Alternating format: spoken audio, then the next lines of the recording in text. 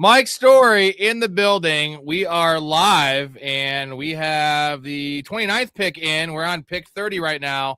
Day one of the NFL draft. Pretty wild stuff, Storey. A lot of crazy shit happened. Well, this draft just flew by. I could not believe that this draft is going to be over before 10 o'clock. That is just absolutely wild. I mean, around 10 o'clock. It's teams knew who they wanted this year. That's what I'm gathering from this. There was a lot of teams that the pick was in very, very quickly. We had one pretty significant draft stunner, and apparently I'm not very good at this because I lost all of my first-round draft bets. So, well, they were all long shots, though, to your defense. True. But, yeah, it did fly by. 800. I have two little quick takeaways, like macro takeaways. For one, mock drafts, we've been saying this forever. Mock drafts are garbage. Like, they were so wrong. I never saw any mock even close to what actually happened. For two, if I have to hear the stupid crew say Roger Goodell's getting his steps in today, like, yeah, he's going up there quicker than we expected, but he had to make the walk 32 times anyway. Stupid thing to say. It's like me saying Storey's getting his words in today. I have you as a guest on the podcast. Like, what are we doing? Get some better jokes. We're filling time. Yeah, somebody hired a script writer, and that they had to sneak that in there. Dude, 1, 2, 3, 4, 5, 6, 7, 8, 9, 10, 11 trades in the first round. Tell me why do we do mock draft? What's the absolute point of mock drafts? Like, and it's not the trades we expected either. I know like, a lot of people call Kansas City's trade up. But I want to pick your brain about the Carnell Tate. Let's just start there. We'll get through all the picks, as well as the picks getting in here live for us. But Carnell Tate at 4, dude. And then you see, Mekhi Lemon fall to 20, where there's not that much of a gap between those players. And I tell you, I think Lemon's a better player. The Titans, what are they doing? What's going on here? So initially I was a little taken aback, but I like it. I mean, Brian Daboll's coming in. Like, he made Malik Neighbors a superstar right out of the gate. He's got Wan'Dale Robinson on the other side. Calvin Ridley's toast. So Carnell Tate should step into a pretty decent target share. If Cam Ward takes a step forward like we think he will, then the Titans go as Cam Ward goes, or at least they believe that. And so they're doing everything they can to put the right team around him. I think they're going to give him every opportunity to succeed, and that means giving Carnell Tate, the best wide receiver on that team, every opportunity to get targets. I like it. I think it's a good move for the organization. I think it seems like a little bit of a panic move, right? I think they were expecting Jeremiah Love to be there, but I'm bullish on Carnell Tate this year. So you said that so you're essentially saying that Daboll made Malik, made Malik Neighbors a superstar. He is a superstar. Carnell Tate's not a superstar. That's the problem. Don't put words in my mouth. He didn't make him a superstar, but he did put the environment around him so that a number one wide receiver could succeed there. And tell me, who's the number one wide receiver in Tennessee right now? Oh, it's Carnell Tate, but I still think Calvin Ridley is going to be on the field a lot. Wan'Dale Robinson is a target earner at this point of his career. We've seen that. So we saw 1 year. We saw that last year. Yeah, 2 years. 2 years. I love Cam Ward. So it's like I'm on the fence about the current. I think he's going to go too high though, because people are like, "Oh my God, he's a number one. Oh my God, he's a number one." And like, I don't know. It's still a young quarterback, and I don't like the player that much. He's going to be like the 4th round, dude. Like, are you going to take him in the 4th round, Storey? No, that I don't think he'll get up that high though. That's ridiculous. He went 4th overall. Hey, Storey, he went 4th overall in the draft. We saw Marvin Harrison, last receiver we saw go 4th overall, Mr. Marvin Harrison to the Cardinals, and he went in the 1st round of the NFL or the fantasy drafts. He was right that 1-2 turn. But this is a different situation. This is people got burned by Harrison. I get it. Last year, where was Ugabuka going last year? 6th round, right? And he got seen up heavy in draft season, and that was a much better situation in Tampa Bay. So I don't think he'll get up to the 4th. Omar Cooper to the Jets at pick 30. Storey. Is that official? That's official. So okay, that's a fine pick. The Sadiq pick, and I'm not saying this because I'm biased because I'm the biggest Mason Taylor fan ever, but like, why didn't they just take Lemon at 16? You know what I mean? I guess because they thought they'd get Omar Cooper later. I don't know. I just think Lemon was a can't miss, and they're drafting Sadiq to be a slot receiver when the best slot receiver in the draft was available to them. This is just the Jets being the Jets. Yes, it is the Jets being the Jets. Now, you don't draft a guy top 16, especially a playmaking tight end like that, to have him split reps with Mason Taylor. Yet, I mean, we've seen the Jets do it with top 15 picks very recently. So would it surprise you to see him be the number 2 tight end to start the year behind Mason Taylor? That's what scares me. Yeah, I have so much Mason Taylor in best ball. And the reason I took Mason Taylor everywhere, I was like, well, there's no way they're taking a tight end in the first 3 rounds, Storey, because they have so many other needs, including wide receiver, and then all across the board. And they take Kenyon Sadiq, which is weird because a lot of teams had tight end needs, actual tight end needs that passed on him. Like the Ravens passed on him, the Bucks passed on him. Like, okay, the Bucks have Kate Otten, but like Mason Taylor's a year 2 player. Kate Otten, we know what Kate Otten is. You hate Kate Otten. I do hate Gaten, but I was fully on board with Sadiq going to Tampa Bay. But for a big slot and a second target for Geno Smith, Sadiq makes a ton of sense. But he's going to find playing time, but it's going to be split with Mason Taylor. And for long-term stability, I'm really worried about him in a dynasty context. I mean, most teams wouldn't spend a top first half of round 1 pick if the guy wasn't going to be a 90% opportunity share or not opportunity. What do you call it? Snap share kind of player. Yeah. But you know, the Jets are the Jets, and if they may just not use him effectively, right? We'll see what Aaron Glenn does. I'm marking my words, he'll be fired by week 8.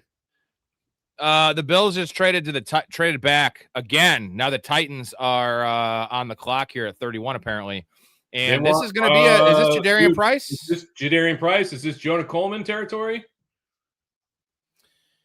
Yeah, not Jonah Coleman, gross. Buzz your girlfriend, woof. I know we might think that, but Jonah Coleman checks all the boxes for what teams like to see in a running back. So it wouldn't surprise me to see Jonah Coleman go number 2 in this draft class. So let's talk about the top 10. Jeremiah Love at 3. So that's a big one here for fantasy.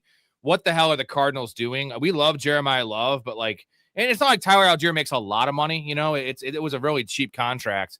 But they re-signed Connor. They still have Trey Benson. This essentially says Trey Benson's bye-bye. Like, he gone already. They're giving up on him. But what do you think of the landing spot? And, like, this is one of the worst spots he could go, right? Because he's going to have some touchdowns vultured here.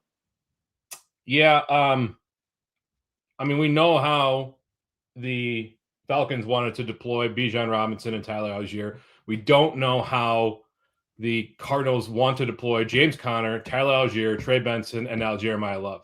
Trey Benson probably getting cut. I would wager to bet he's a camp casualty. Love is obviously the best player in this year's draft, but the Cardinals have glaring holes at offense, like the offensive line, you know, the quarterback.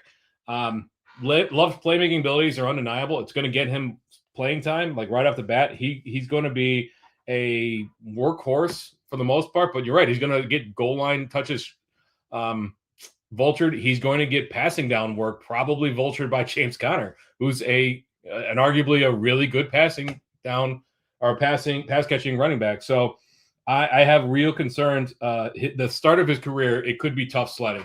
He's going to get like nightmare. He's not getting drafted. I don't expect that he will get drafted in the first round of fantasy drafts. I'm not comfortable taking him in the first 3 rounds, to be honest. Well, so he was going pick. We'll get to Mouse Super Chat here in a second. He was going pick 15 ADP in Underdog. That's without knowing where he's going. Now he's probably going to drop to like 21. Let's say he drops to the 2-3 turn. Still not comfortable there? No, I'm not. I mean, I would, depending on how the camp reports come out, mid-third is the earliest that I would take him. Like we saw what happened with Ashton Genty in a very similar situation in terms of the quarterback, the wide receiver. Like I don't want to keep harping on these franchises, but franchises that don't necessarily make the best decisions. And he didn't have any touch competition. Tyler Algier is a goal line back. Like he's been used like that his entire career. So when we saw Ashton Genty, it took him a long time to actually pay off on that draft price. I'd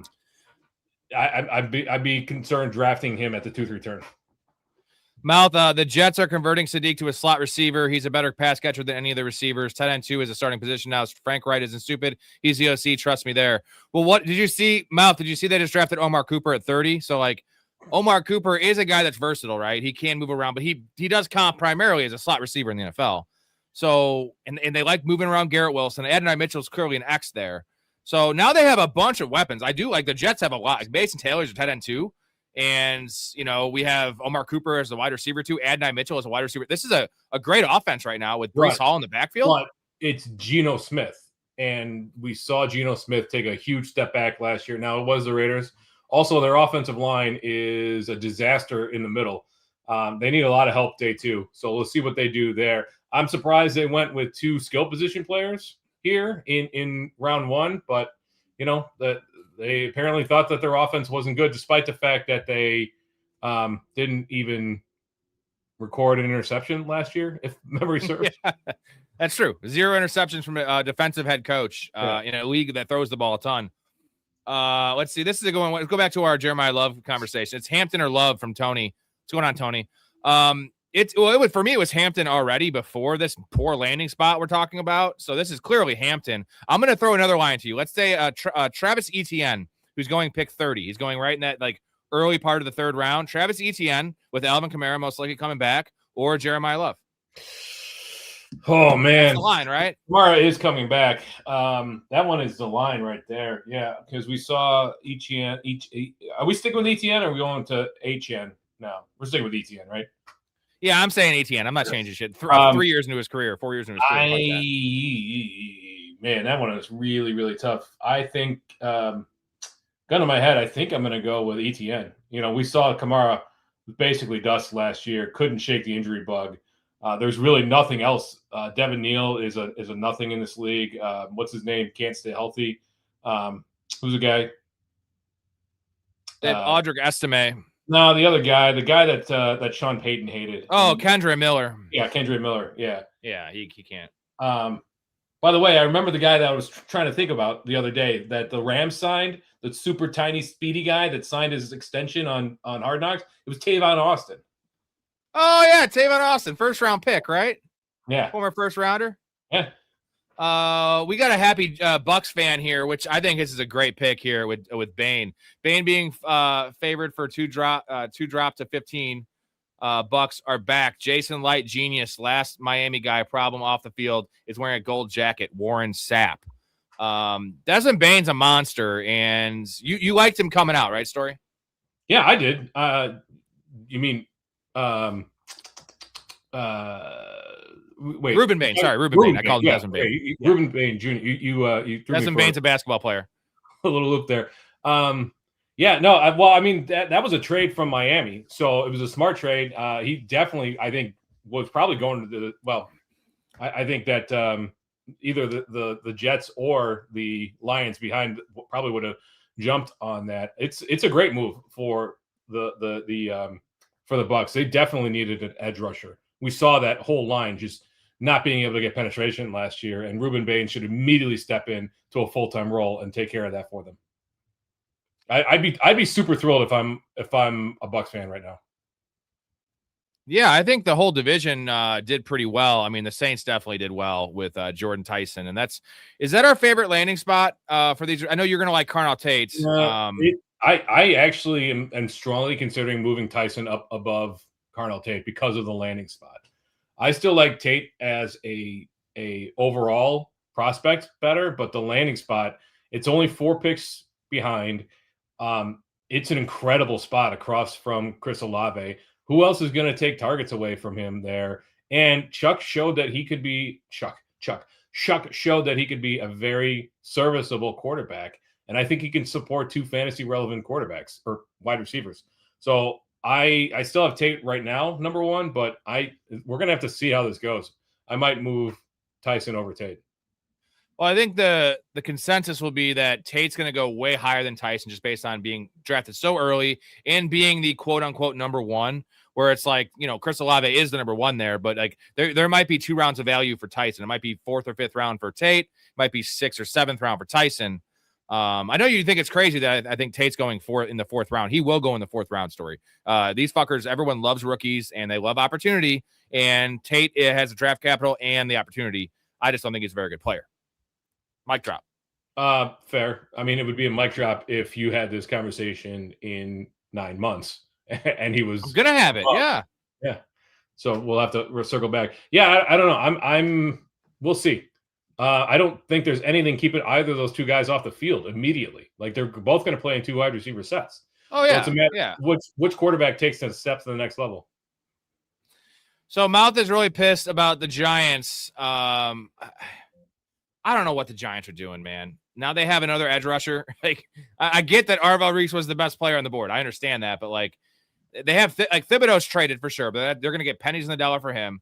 And like, you already have 2 awesome edge rushers. So what are they going to do there? What are they going to do? Are they going to rotate? Are they going to play him? Are they going to have like him kind of be a hybrid outside linebacker, off-ball linebacker, and then rush the passer, Arvell Reese? I would think so. Yeah. What you said last there, where he off-ball hybrid, probably down, 3 down, 60% of the time, 40% standing up.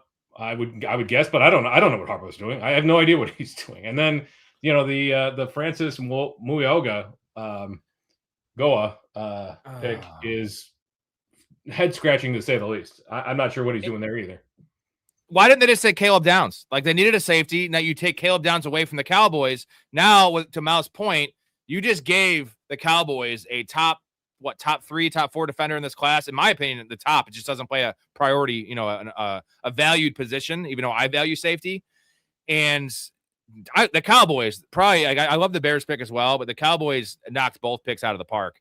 And that's exactly what they needed. They got the best player available, and it was a need pick, right? So it's like, when you check both those boxes, and they're guys that we personally love, that's how you win drafts, man. And I'm not the biggest fan of Lawrence. I think he's what they needed, though, right? He was the only guy available at 23 that could fit the mold of an edge rusher they needed, right? Yeah, circle back to that, because the Seahawks pick is in. Did you see what they close out the first round with? Jaderian Price. Well, there goes George Helani stock. Wow. Yeah. That one is exciting. It's exciting in fantasy circles. It's exciting in real life, right? That's he should be the bell cow. What are they going to do when Charbonnet comes back? Yet to be seen. But it's not exciting for us, Storey. You had him at 4, I had him at 5. We don't like Jaderian Price, the player. Yeah, but the landing spot, I was hoping that Nick Singleton would go there in round 2. Yeah, but the landing spot is probably as good as any spot in this draft class. Correct me if I'm wrong. Early in the season, but like, Charbonnet's coming back, so like, I just feel like he's another guy that's gonna get way overdrafted. People gonna be like, "Oh, he's the starter." I'm like, well, he might be the starter early on. Do we know he's the starter? Like, they're gonna have him return kicks for sure. Do we know he's the starter? No, we don't. I would have to assume so. Who else is on that roster besides George Helani? The Packers backup. Oh, AJ Dillon? No. No. Not Marshawn Lloyd. The other guy. Shoot. Emmanuel Wilson. Yeah. Yeah. Sorry, there's a lot of information. We have information overload from this draft that we're forgetting easy things. I still think Emmanuel Wilson will be the starter. Mouth agrees. It'll be a timeshare. It'll be a timeshare, man. They brought in Emmanuel Wilson for a reason. He played awesome last year. I think Jaderian Price gets the nod. Like, Emmanuel Wilson's fine, but Jaderian Price is the better talent. You really think so? I do, yeah. But you had him ranked 4th overall in a bad running back class. That depends on how you feel about Mike Washington and Nick Singleton, because I think those guys are great talents, personally. I think Emmett Johnson's a great talent. I'll tell you one last thing about Jaderian Price. Dude's a fucking clown. I don't know who Bozo is. What, is he a clown? What, is he a clown? What, are you kidding me? Well, what is he? Yes, he's a clown. All right, so what's the big deal? There's millions of clowns. All right, just forget it. Forget me? You should forget it. You're living in the past, man. You hung up on some clown from the 60s, man. You're hung up on some running back in the late 30s, man. Are you moving Price in the first round of Dynasty drafts, Storey? I am, yes. I think that's an immediate jump into the first round of Dynasty drafts. And I haven't even run the numbers yet, because it just happened. But I would absolutely, like, if I run the numbers and he's still not in the first round, I'll make some subjective adjustments. I'm moving him in the first round. Yeah, it's draft capital trumps talent, especially at the running back position. And because this is, unlike targets which are earned, draft capital speaks volumes about when a running back gets on the field, because coaches make those decisions to hand the ball off and to whom, right? Quarterbacks make decisions based on guys being open or schemes. Coaches make those decisions. And if the coaches decide that they want Jaderian Price to be the 60-40 split with Emmanuel Wilson, then I think he's valuable-ish in fantasy. At the very least, he's a long-term deal in Dynasty drafts. Maybe not this year. I guess it's safe to say that draft capital speaks volume about the volume a running back's going to get, because that's the name of the game, is pure volume. And then also, being tied to a team with that elite defense. Now, I know the running game was pretty shitty the first, 14 weeks last year. It really ticked up in the end of the season, the postseason, when they gave it to Kenneth Walker. But it wasn't just the running backs. It was the offensive line wasn't really doing their job. But they're going to have a plus running game, I would imagine, just with that defense and with the game scripts. It's just mad volume for whoever is the starter, if they actually can anoint one. But we still have no idea about Zach Charbonnet. It's a wild card, right? Like, the report was Zach Charbonnet will be back sometime this season. Like, not this year, like this season. So is that the playoffs? Is that week 10? Is that week 8? We have no idea. I don't know. Yeah, we don't know. It was a late ACL tear. So I think the expectation is he will be around sometime when there's snow on the ground. Yeah.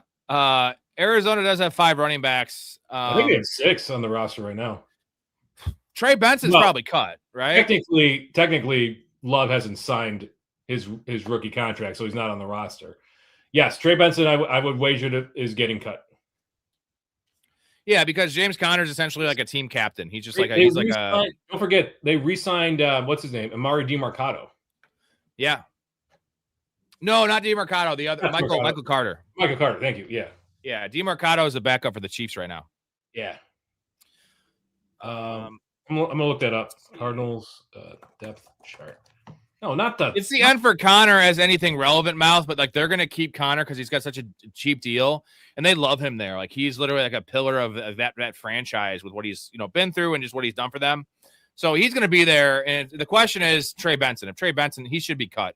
But Tyler Algier is not going anywhere. Tyler Algier kept Bijan off the goal line, and that was not year 1 Bijan's story. That was year 2 and year 3 Bijan, who is one of the best running backs, in my mind, the best running back in the NFL. So if that happened, I know different coordinators, different schemes, different coaches. I get that, but yeah, I'm pretty sure he's going to keep him off the field. It is 6 because technically Corey Kiner is on the roster right now.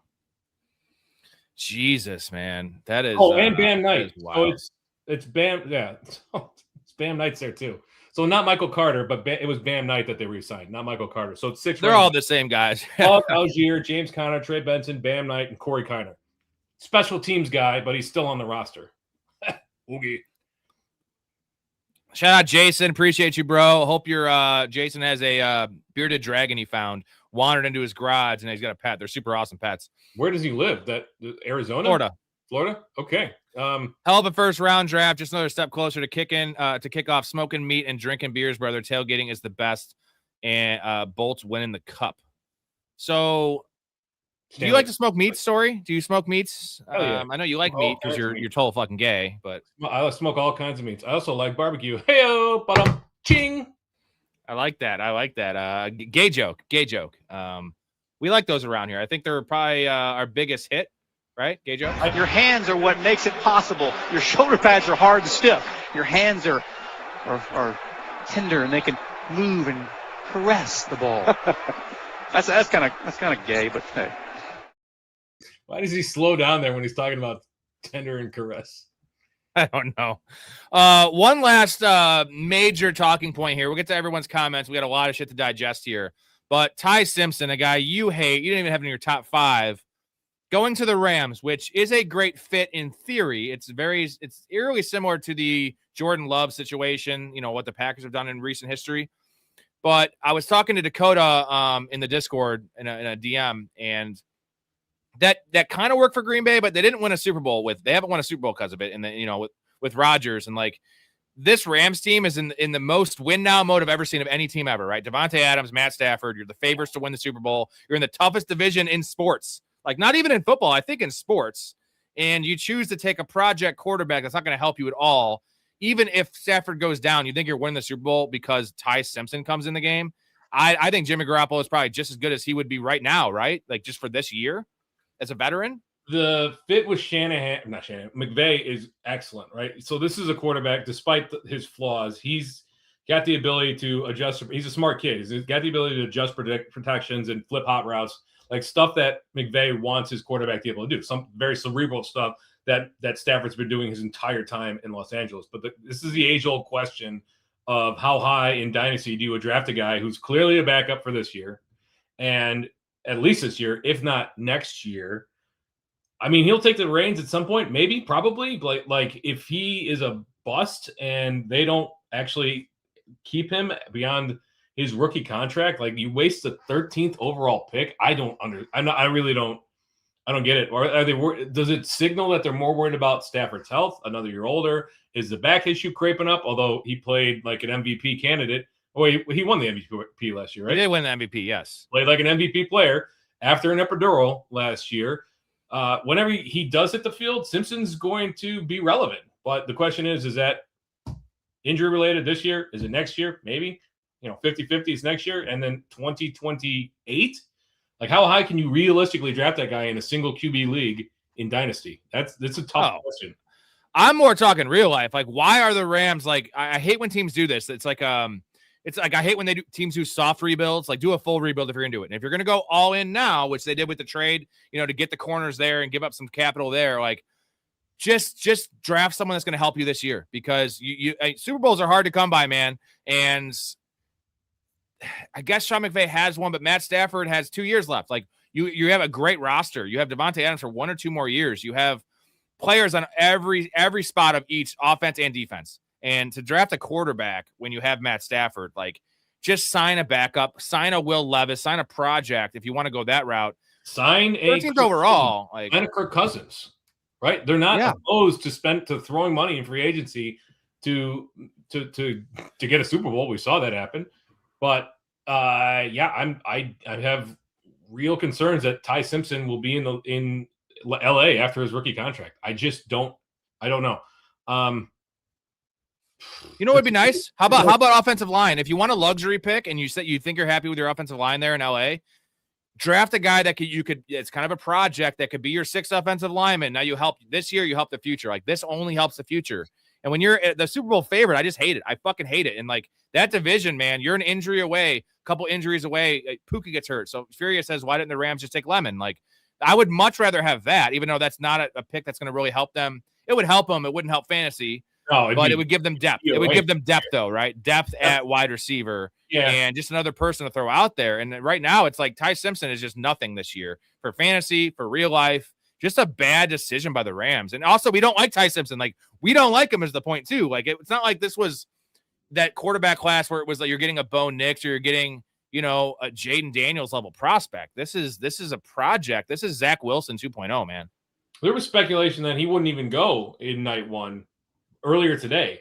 So this is this is the biggest craziness of the draft so far. There's been some weird stuff, but nothing outrageous. I think this is more outrageous than the Falcons drafting Penix at 8 overall a couple years ago. This one is just weird to me. This was not a can't miss prospect by any stretch.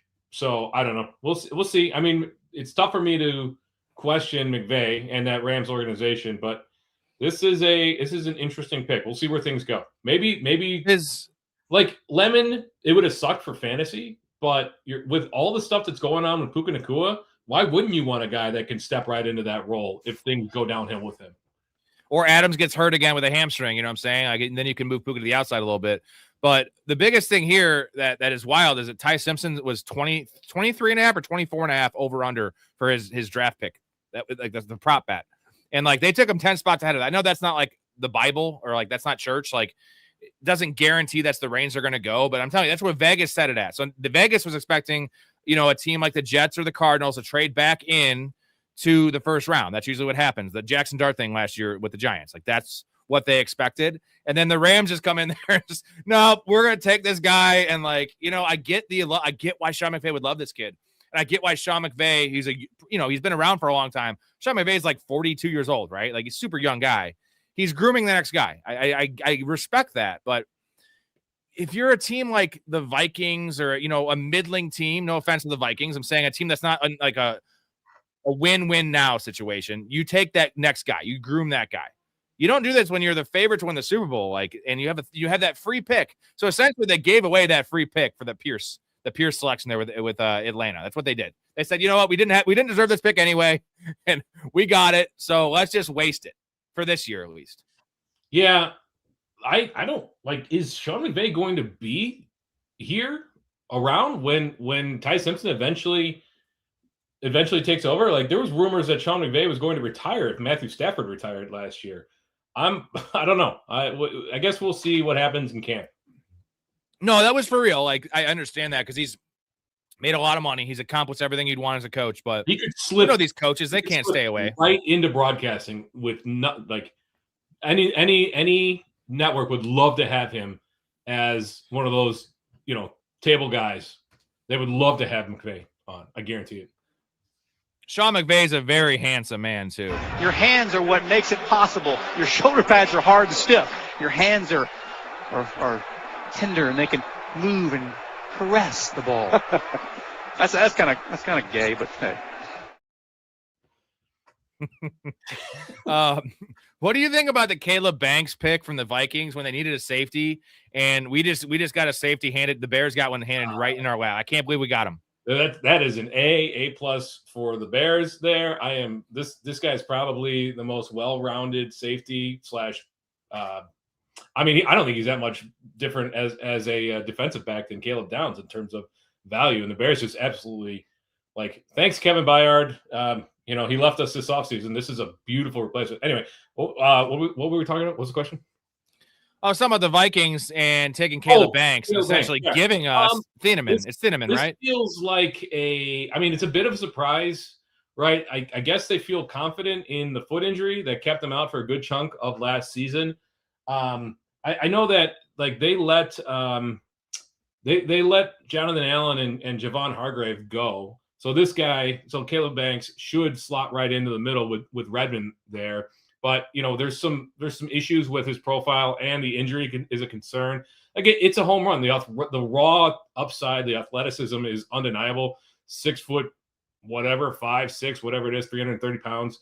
The guy's the monster, explosive power. It's just a matter of if he works out in that scheme and in that system. If it does, it's a home run hit. If it doesn't, he could flame out pretty quickly. So it's a B+ with upside. See, I thought it was too early just based on the noise I was hearing. You can't always listen to that, but that was kind of what the direction the Bears might have gone. That's what we thought was going to be there at 25. To take them at 18, those two picks were flopped, essentially. It should have been the other way around, right? The Vikings need a safety, man. Harrison's gone. Harrison Smith's gone. Or what was his what pick were the Vikings? 18. Yeah, so Lemon was still on the board. Would it not have been nice to see Lemon opposite Justin Jefferson? Yeah, because Addison's not long for that team. You know what I mean? Just too many. One more rest, and he's literally gone. Yeah. So yeah, it's a little bit of a head scratching pick, but I understand, right? You want to shore up the middle of that defensive line. Caleb Banks should be able to do that. Let's see here. Devonta Smith about to be fun pick and redraft now with Brown most likely gone. So I've been drafting as such an underdog already. I've been taking Devonta Smith at in the 3rd round just because I just assume AJ Brown's gone. But now they have Lemon. So how do you break that down, Storey? Are you still Devonta Smith's a true one? He can play every position on the field in terms of wide receiver. He'll be playing more X, but he's suited for that. And do you like the spot? Do you like the spot with Lemon there in Philly? Because it's not a 1-to-1 replacement for AJ Brown. Definitely not. Opposite archetypes there. No, definitely not a 1-to-1 replacement. We're going to see if Devonta Smith can be a number one, and if AJ Brown moving on actually allows for a greater target share and more dominance from Devonta Smith, or if AJ Brown on the opposite side taking coverage allowed Devonta Smith to work down the field, which opened up things for more deep shots in some of the bigger games he had. I like the landing spot. I think it's a good one, right? The offensive line is doing a lot of heavy lifting there for that offense. So, and they're still in really good position. They're a nice pass blocking offensive line. I think it's a good spot for Lemon. He's my 3rd of those top 3 for a number of reasons, but this could be a really good spot. I mean, we knew that AJ Brown come June 3rd or whatever it is was going to be off that roster anyway. So with two wide receiver sets, Lemon should be on the field. It's a matter of whether or not he can take advantage of the opportunity afforded to him. So what would you say the percentage is that AJ Brown's gone? Is it 90+% now? Because I was saying it was 75% before that. I thought the writing was on the wall. I would put it at 90% before the draft pick. After the draft pick, I'd put it at 98%. Bye-bye, AJ. Well, he's going to New England. Like all signs point to him going to New England, which is outstanding for Vrabel, assuming that he still has a job come June 3rd. Yeah, we'll get to that in a little bit. I've been harping this one for a while. Is it time to let Trey Benson go? Do you think Love is going to be a monster with Arizona? So it's definitely, I wouldn't let Benson go. If you're talking Dynasty, like they're going to let Trey Benson go. But if you have him in Dynasty, that's the best thing for you because you don't want him on that team because he's literally behind Algier and Jeremiah Love. Right. So you want him to go to, let's say he goes to the Titans or something. If they don't draft anyone early, and that he can carve out a role there and beat out Tajay Spears or beat out Tony Pollard. He'll go somewhere and be a backup, which right now he's a third stringer, maybe a fourth stringer. Hell, he could go to Dallas and challenge Javonte Williams for the lead job. There you go. So that's why I have Storey. You know what? You only have good ideas, bro. Yeah, we can definitely do that. That is a great idea. Those are the only kind I have. I can hear my hair growing. You want some soup? Dude. That's me. After you make a good point, I'm just like, I can hear my hair growing. I'm hammered. Dude. Friggin' 30-year-old Linda Cardellini. Oh, my God. Ooh, big fan. And I emphasize big on my end, not on her end. She's not very big. She's very tiny and petite. But she's an attractive lady. Hey, she might have a giant vagina, though. You know what? Like, those big vaginas? Big mouth Billy Bass? Yeah, Hope Solo, bro. Hope Solo, you wouldn't think would have a giant cooch, but she did. Let's see. You've never seen those pictures? Hope Solo was the goaltender for the U.S. Soccer team. Oh, pretty hot. I never saw. I'll send you pictures later. You got to see the pictures. Her shit got leaked. It's messy, bro. It's fucking messy. I want to see that. Yeah. Well, you're getting it. You're getting it tonight. That's our post show talk is just gonna be me sending you nudes of Hope Solo, third party nudes. So, from David, who do you think will be the wide receiver 2 in Tennessee? Does this affect Io Manor? Io Manor's dust now. I mean, he's a depth piece. And Shamir DK is the guy that doesn't get affected as much because Wandale Robinson was already there. It's going to be Calvin Ridley. It's going to be Wandale Robinson. It's going to be Carnell Tate. And they don't really have a tight end right now. It'll be in 2 wide receivers sets. It'll be Tate and Ridley, like right off the bat. Wandale in the slot, and they'll move him around a little bit. But DK, Io Manor is dust. He's done. DK, he still will have value to the Titans, but he won't be a fantasy factor like he was last year. No. Yeah, so that's basically it. I think remember the old Miami guy, Xavier Restrepo? I think he signed there this year. So great. Well, here's one thing I will say is that they don't have the personnel to play a lot of 12 personnel there in Tennessee. It's literally it's Bellinger and Gunnar Helm. I mean, they might do it. I'm saying that's bad. Like those are bad tight ends, dude. So it should be a lot of 3 wide receiver sets. So like Wandale will still be on the field a lot. Ridley will be on the field a lot. Carnell Tate's not leaving the field, which is good for you Carnell Tate fans. He's going to be running a lot of cardio, you know. The Titans have a lot of holes, and Saleh's a defensive coach. But in early round 2, what if the Titans drafted, what's his name from Vandy? Stowers. Yeah, Eli Stowers. That'd be interesting. They need something else, you know? Yeah, I mean, if they're going to take a 4th overall pick at Carnell Tate, take a 2nd-round pick on Stowers because he's a better player than Carnell Tate. Max Clare is a better blocker, so that probably would be better. We'll see. Or your boy Sam Roush. Sam Roush in the fucking 3rd round. Great there. Man, I would love Sam Roush to go there. All right, I'm going to hit you guys with the intro, and then we're going to get to everyone's questions after this.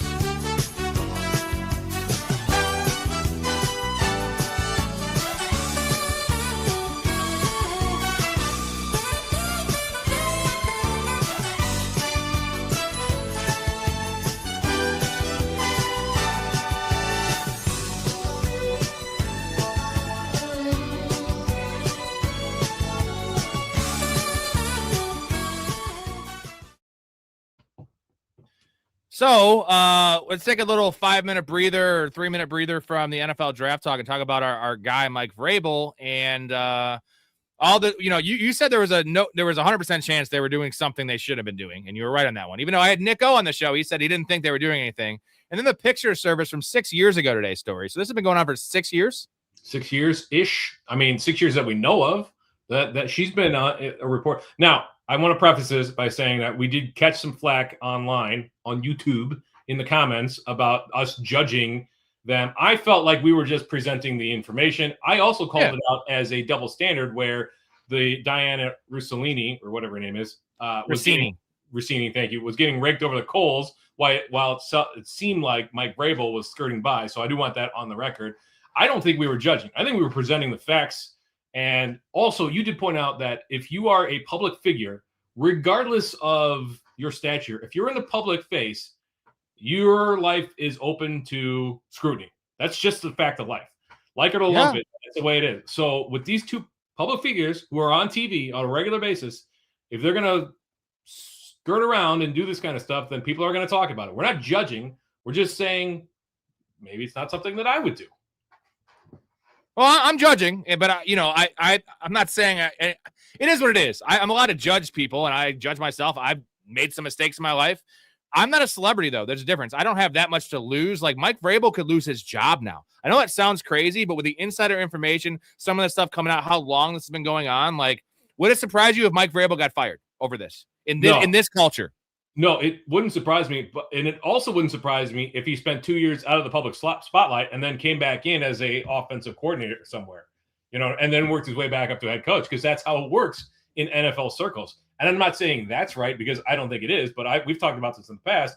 Big patronage system in the NFL, and this poor woman, like, she made some mistakes too. I don't want to leave her off the hook, but feels like she's getting the brunt of it, while as Vrabel, although he did come out and he did talk about today, like, I've got to make better choices and better decisions. Hold on, I got the clip of that.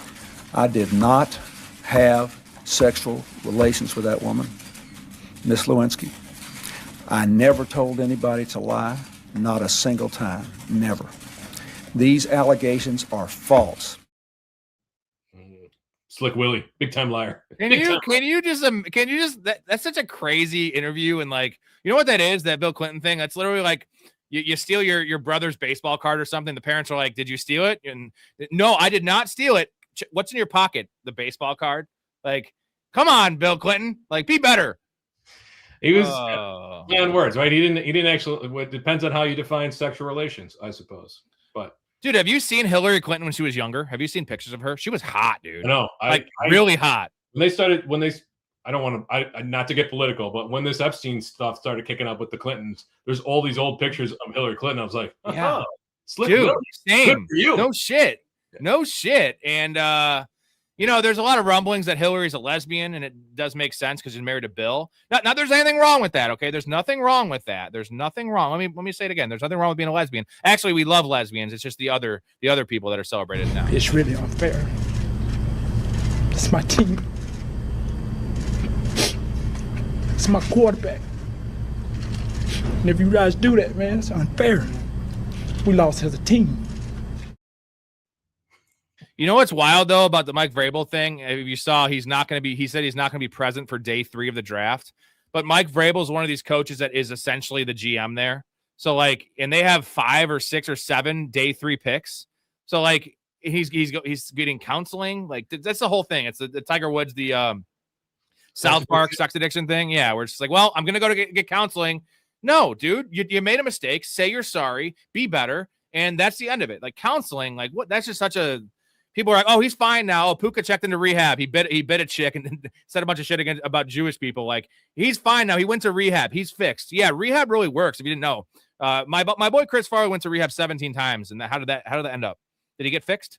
I don't think so. Is he still making movies? No, No, he died. He died. The Patriots drafted an offensive lineman in the first round for the second year in a row. What do you think about that? I didn't see because that was towards the end, huh? Caleb Lomu for the Utah guy. Oh, okay. I mean, they had to because the offensive line was trash towards the end of the year, and we don't know if they actually have like franchise left tackle, franchise right tackle, etc. So, is he good? I don't know much about him. Yeah, he redshirted, so he played only 3 games his freshman year due to, I don't know if it was injury or if he just only played 3 games to redshirt. But he took over as their starting left tackle 2 years ago, and he never looked back. Like, he was a very solid starter, like a regular contributor on the offensive line. He's not going to win any offensive player of the year awards, but he will be a nice addition to that team, especially with Will Campbell there. So Blake says they're moving Campbell to guard, which makes sense because I feel like Will Campbell's an elite guard, just above average tackle. That's kind of how he comped with his. And I hate the arm length argument, but like that was pretty apparent. He's a T-Rex, not a left tackle. Yeah, it would. I wouldn't actually. I don't know. That's tough. Like, so Loma was left tackle at Utah, but I think that they might but they might groom him to be Moses's replacement over at right tackle, which would then move some things around on the line. Yeah, we'll have to see how things shake out in camp. Cool. Let's go back to the draft picks here and kind of just highlight some interesting ones, some fits, all that good stuff here. So Jordan Tyson, we said we both liked. We love the player. We love the fit there. How about the Chiefs trade up? What do you think about that? Like, they don't value corner because they draft, like, McDuffie was a late first round pick. They draft these guys later and they let him go, right? They trade him. Now they trade up at 60, and I do love this kid, but like, was that a good trade for the Chiefs? What did they end up with? 6 or 7 or something like that? 6, yeah, the Browns pick. Yeah, I mean, he's a talented player, no question about it. I would put him up there with Caleb Downs as one of the most talented corners in the draft, but this kind of feels like an empty pick for a number of reasons. I mean, they moved up, 3 or 4 spots. Yeah, gave 3 up spots. They gave up 2 5th-rounders. Additional picks, but they traded Trent McDuffie in the offseason. So I'm wondering if this is like a chance for them to rebuild the defensive line later in the draft through like some lottery picks. But I don't know. I thought they had more needs on defense than another cornerback here. The defensive line was a bit rough. I don't know, probably a C for this. The trade up feels weird. That's the thing about it. Like, he's a fine player. Like I said, very talented, but the trade up itself and giving up 2 5th-round picks is a weird. Couldn't they have just got him at 9? You know what I mean? Because I'm pretty sure Sonny Styles was always going to Washington. Jordan Tyson was always going to the Saints, unless they were worried about another team trading up, right? That's the thing we don't know. We're not on these phone calls with these teams. But let's talk about Sonny Styles falling to 7. A lot of people had him as a top 5 pick. This is a great spot in Washington for him. They just need playmaking on defense. They need talent on defense. And this dude he's all those things. He's just really raw. So the problem is he's very raw, and he's going to a team that is, 7.5 win total, but a team that, 2 years ago was in the NFC Championship game. And they have Jaden Daniels on a rookie contract. So what do you think about the fit there?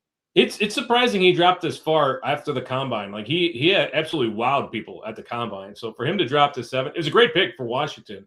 I thought that the Giants might have had an opportunity to draft him there at 5. So him dropping to 7 was a surprise. But man, if I'm a Washington Commanders fan, I'm very happy with that. You get an extra 2 spots of value on a guy. You save a little bit of money too. Yeah. How about Fanu to the Browns? So Browns need all kinds of help, but trading down's nice. I think he's a really reliable tackle, and they need some help. They need to see what's up with Shedeur Sanders. Even though I think we both agree Shedeur Sanders is not a franchise quarterback, but they need to just be able to evaluate him and have him on his feet, not his back. I mean, no question. I think he steps in as an immediate starter, but which side and who there is going to play left tackle, I think it leaves a lot of questions about, the pick itself is good in terms of the talent, but how their offensive line actually shakes out this year, I honestly, I don't know. I mean, he's a great blocker, very physical. He's more of a run blocking guy than he is a pass blocker. So I think they're expecting that they're going to get the run game on track with Judkins hopefully coming back fully healthy. The question is, Dakota loves this pick, this left tackle pick, because he loves Deshaun Watson for best ball. And that's what he's like going off about Deshaun Watson. I love his He's the cult leader of Deshaun Watson fan club, and he's the only one. He's the only one in this club, though. I think he's the only one. I mean, at 9 overall, it's good value. Spencer Fano was one of the top 2 guys to be drafted, the first offensive lineman. For him to go down to 9, I think is good value. Why not? Take him when this was like a best player available kind of thing. Tyson still moves to rookie pick the 102. So let's just talk about the 3 receivers, the big 3, and how you would rank them in Dynasty. So is Carnell Tate number 1 just because he's tied to a young quarterback that we do like in Cam Ward? But Tyson probably has a better ecosystem. And then, Lemon is the number 2 and a team that's a run first team. I mean, I liked Cam Ward last year and he disappointed, and I didn't like Shuck and he surprised. I like the landing spot opposite of Chris Olave. I honestly do. It's really close to me. I would, man, if you are in best ball, I'd try to get I'd probably split my exposure to them right down the middle. But if I have to make a choice, I got the 102. I hate to say it, but I'm probably taking Tyson. I think the environment's just a little bit better long term. I hope I'm proven wrong. I hope that Cam Ward can take the next step. But right now, with what we know, I would have, gun to my head, I'm 51-49 Tyson over Tate. See, I like Shuck. I like Shuck a lot more than you coming out of the draft, but I still prefer Cam Ward. Come on, man. Cam Ward is the number 1 overall pick. There's True. You're almost saying that they're equal right now, is what I'm hearing from you, that you think that they're equal projections in the future, Cam Ward versus Tyler Shuck? No, but I think that Saleh has already been there and done that, and he's a defensive-minded head coach, and he already kind of failed with the Jets. Now, that was the Jets, so we can give him a bit of a pass. I think the Saints' offensive environment is just a little more conducive and friendly, at least over the next 4 or 5 years, than what the Titans have on the field right now. Yeah, the weather, the dome is awesome, too. Let's be honest. We love players playing inside. That does help. 52-48. All right. Casey Concepcion, my boy. 24 to the Browns. No, I like it. I actually like this spot. They don't have any receivers, dude. It's literally Harold Finn. It's him. Did you see the video of him in North Carolina just shaking his head? He was shaking, yes, but that looked like a man who looked defeated. I feel bad for him. Yeah, I know it's the spot that we said. We said the Jets and the Browns are spots we don't want wide receivers to go. But I feel like KC's going to get a lot of targets there in Cleveland. Now, they're not good targets, but it's going to be short area stuff. Day 1. Why did the Dolphins not draft any receiver or anyone, to help out their quarterback that is signed? Malik Willis is just what are we doing here? What's going on here? I don't know why they signed him if they were going to trade Waddle and then not sign it or not draft any wide receivers in round 1. You know who their depth chart is at wide receiver right now? I just realized they drafted at 24, right? The Browns. That means they traded with the Jaguars. Did the Jaguars not trade back in? Did they not have a first-round pick? That was from the Travis Hunter pick. Oh, that's right. Okay, that's what it was. So thank you, Travis Hunter, for Casey Concepcion, who's probably a better receiver than Travis Hunter. So probably, yeah. I think so. Yeah, probably. So you hate this for Casey Concepcion. You absolutely hate it. I think it's great for the Browns. I hate it for Concepcion. I don't. Okay, do you want to know why I love it? Sure. It's not that I think he's going to blow up. I think that the draft, he's going to have to be such a draft value because people are going to see a Browns receiver and he's going to go in the 14th round. Give me him in the 14th round over Omar Cooper in the 9th. I'm just throwing numbers out there top of my head. Or Jordan Tyson in the 6th or Carnell Tate in the 4th. Casey Concepcion's a baller, dude. And if I can get him in the 14th round, maybe he's going to go sooner than that. I'm just saying, where would you think he would go? He's a Browns receiver. Harold Fannon's the one. Judkin's going to get a bunch of work. I just like the game scripts are going to be good. They're going to be terrible. All of a sudden, for a good defense, right? Their defense is still going to be very good. Myles Garrett is not taking a step back. And a mediocre quarterback, whether that's Watson or Sanders or Dylan Gabriel. So the offense, subpar. The defense, great. And all of a sudden, it's a pretty crowded pass-catching room there with Harold Fannin, Jerry Jeudy, Cedric Tillman, Isaiah Bond, Casey Concepcion. All of a sudden, there's not a whole lot of meat left on the bone for Concepcion. especially if he's just a slot guy. But he is a great player, Storey. He's a great player. Yes. Thank you. Yes. That's all I wanted to hear. That's all I wanted to hear from you. Jay, shout out Jay. Appreciate you. He's gonna be the newest professional fanatic in the Patreon. He is hopping in the Dynasty League with us. So shout out to Jay. I was in a pool and needed 4 Buckeyes to go in the first 3 in the first I think it was the first 10 picks. And 3 went by pick 9 and Downs went 11. So Caleb Downs probably the best value in the draft. Would you say that? I would argue that this is probably a homer talking, but Dylan Thieneman is the best value in the draft as far as I'm concerned. Okay, for best value of like the blue chip players, like top 10 guys, top 5 prospects, right? Yeah, I think so, probably. Downs at 11 was a surprise to a lot. Although Proctor at 12, right behind him, that was a bit of a surprise too. I think Proctor was projected to go much higher than that. Yeah, that guy's a monster.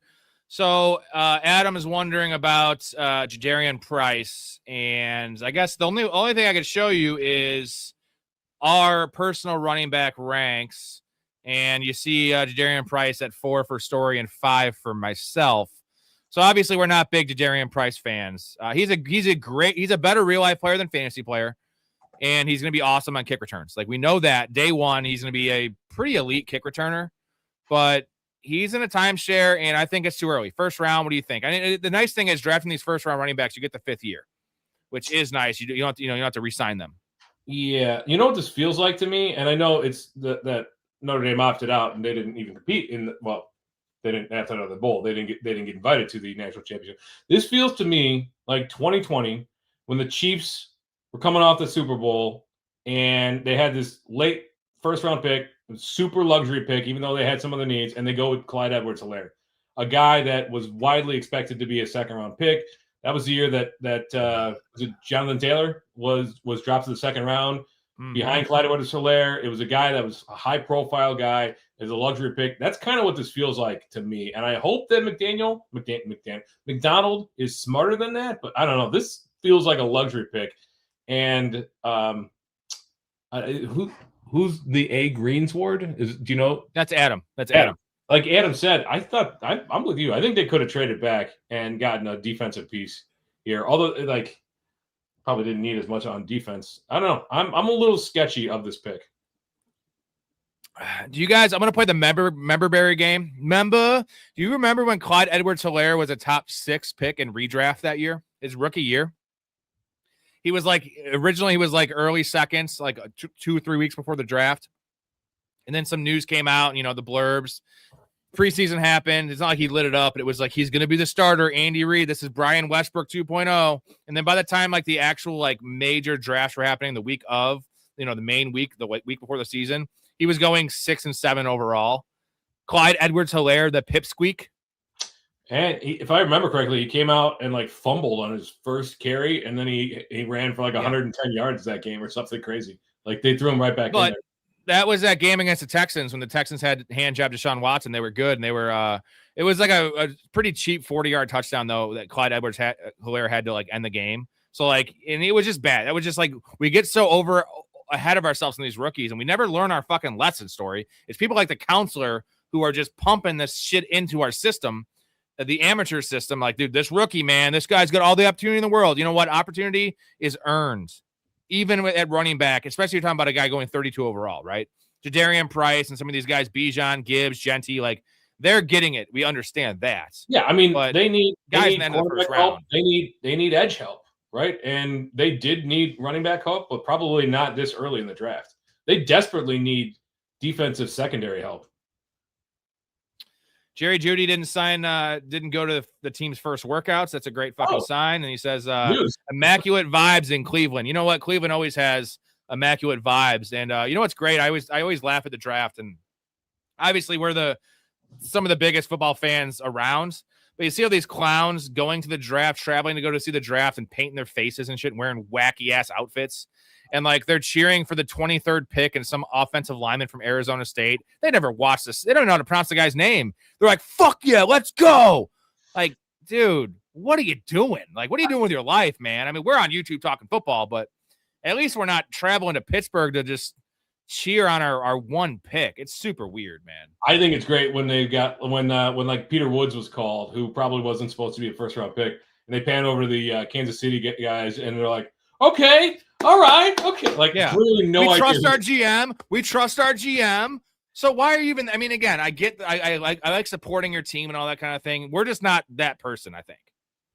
Also, like people dressing up with the hats and the foam and the Grinch costumes and all right, okay. I mean, again, you're adults, do whatever you want. I don't care, but like then don't complain. Those are the same guys that will harp on people going to like Disney World and dressing up there, or going to like Comic-Con and dressing up there. It's the same thing. The furries. Yeah. Whatever. Like you're an adult and you like, but I guarantee you those are the guys that are judging the people that go to like Comic-Con and stuff like that.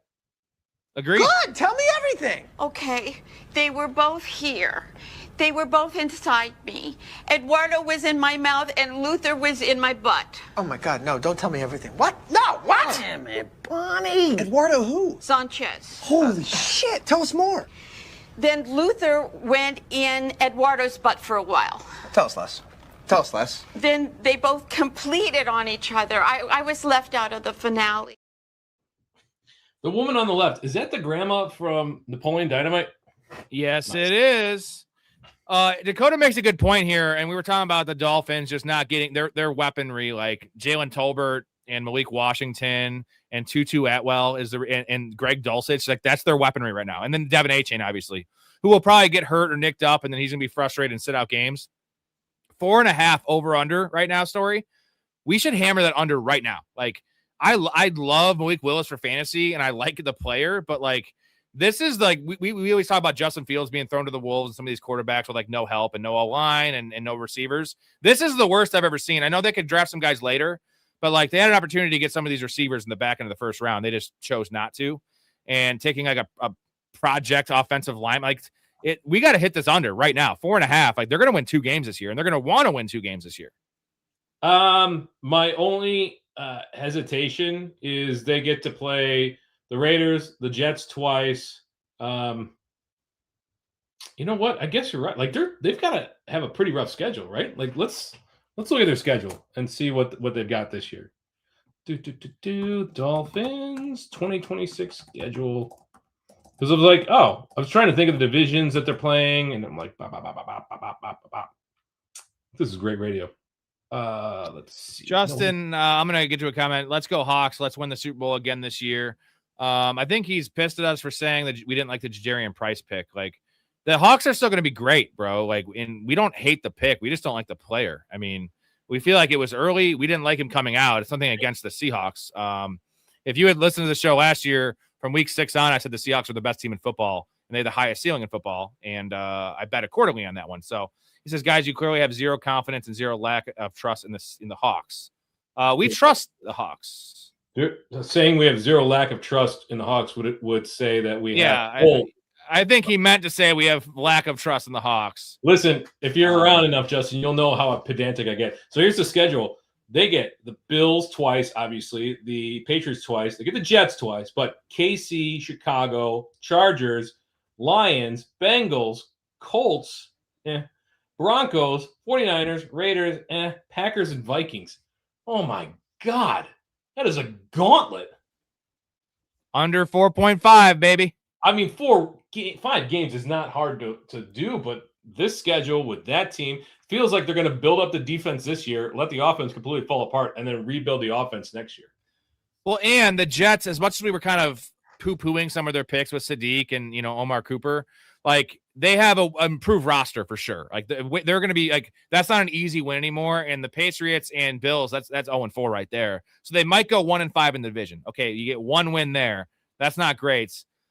Aiden says, do you have any idea why my fucking Rams got a quarterback? Because I thought Stafford is coming back. Well, Stafford's definitely coming back. And I think our guess is Stafford's playing 2 more years. I think it's 2 more years. Would you agree, Storey? That's my guess. I would have thought for sure that he's playing 2 more years.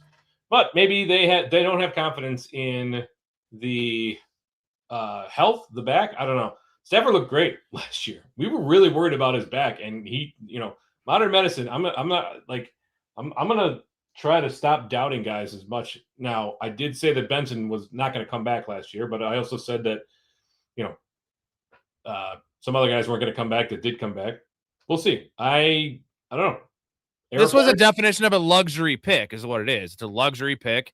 They're trying to what's the saying? Have their cake and eat it too, right? They're trying to have their quarterback of the future and win the Super Bowl this year, which I just don't agree with. And it doesn't help that we don't like Ty Simpson. I think it's the combination there. And it was 13. If they traded back, they got him in the second round or end of the first round. Whole different story. Get it? Okay. But top 13, man, like Caleb Downs went 2 picks prior to that. That's a generational defender. There were still good players on the board on defense. Yeah, I mean, just behind him, right? Reuben Bain Jr. Great pick for the Buccaneers there at 15. Let's just take Reuben Bain, get another pass rusher. Everyone needs pass rushing help, even the Rams. Draft back or trade back and get Mesidor that the Chargers got. That's going to be great for the Chargers. That's a great pick. This is funny. We got some argument here in the chat, guys. All I ask is to be respectful to each other. Yeah, your sucky ass Rams that we beat their asses in the last game. The first seed they just beat. Essentially, they didn't beat their ass. They didn't. That was a close game. So the Rams don't suck. I don't think the Rams suck. If you think the Rams suck, you're just being biased. Is all I have to say. That's very biased. So the Rams are elite. Didn't the Rams win that first week 15? Didn't they win that? Or who won it? It was a shootout. Who won that? I can't remember who won that game. That was a great game for fantasy, by the way. If you had JSN, Puka Nacua, the Seahawks won. They did win. The Seahawks won because of that Zach Charbonnet. Remember the Zach Charbonnet 2-point conversion? Yeah. They did come back. They were down by multiple scores at halftime. I remember that now. Yeah, those teams are so evenly matched. It's insane. Like the entire season, the 3 times they played, it was what, 1 score total? Yeah, crazy. I mean, the Seahawks, make no mistake about it. Like the Seahawks were not the dominant team they were at the end of the year that they were in the first quarter of the year, right? They peaked at the absolute right time. I think though we would say right now, even with the stupid Ty Simpson pick, we're taking the Rams over the Seahawks, right? Just based on the fact they've actually improved their team, and the Seahawks have. I'm not saying it's hard to improve on a Super Bowl team, but they've definitely lost some major pieces. That's what happens when you're in a Super Bowl. People want to get theirs, and that's what happened with the Seahawks. They lost some big pieces. They lost a huge piece on defense. They obviously lost both of their running backs, one to injury. They did replace them with a rookie. I think the Rams, though, made some good offseason moves. I would put the Rams as a probably 2.5 point favorite. But I'll say this: the upside of the Seahawks is Sam Darnold can still take another leap, right? But Matt Stafford is he's won MVP, right? So Sam Darnold is going to be playing so goddamn free and easy for the first time of his career because the Vikings, that was perfect situation with Kevin O'Connell. Then, he finished the year terrible, that awful loss in the playoffs, that awful game, against the Lions the last week of the season. And then no one believed in him. Guess what? The Vikings didn't even believe in him, game away. And then he had, awesome year last year with Seattle, but it was still a little bit touch and go towards the end there. And now it's like, okay, he won the Super Bowl. He's had 2 awesome years in a row, 2 14-win seasons in a row. Sam Darnold doesn't have to prove shit to anyone anymore. I'm not saying he was worried about that, but you know what I'm saying? He was a former bust, essentially, labeled a bust because of the Jets. Now it doesn't matter. Like, the world is his oyster, and, Sam Darnold's a gunslinger, and he can play a lot more free and easy. He's got JSN. So that's the upside of Seattle could just have – they could have a top 5 quarterback possibly. I know that sounds crazy to say, but – Sam Darnold was drafted that high for a reason. We've seen him dominate 2 years in a row. So they have more upside with their quarterback ascending, where Matt Stafford is clearly not ascending anymore.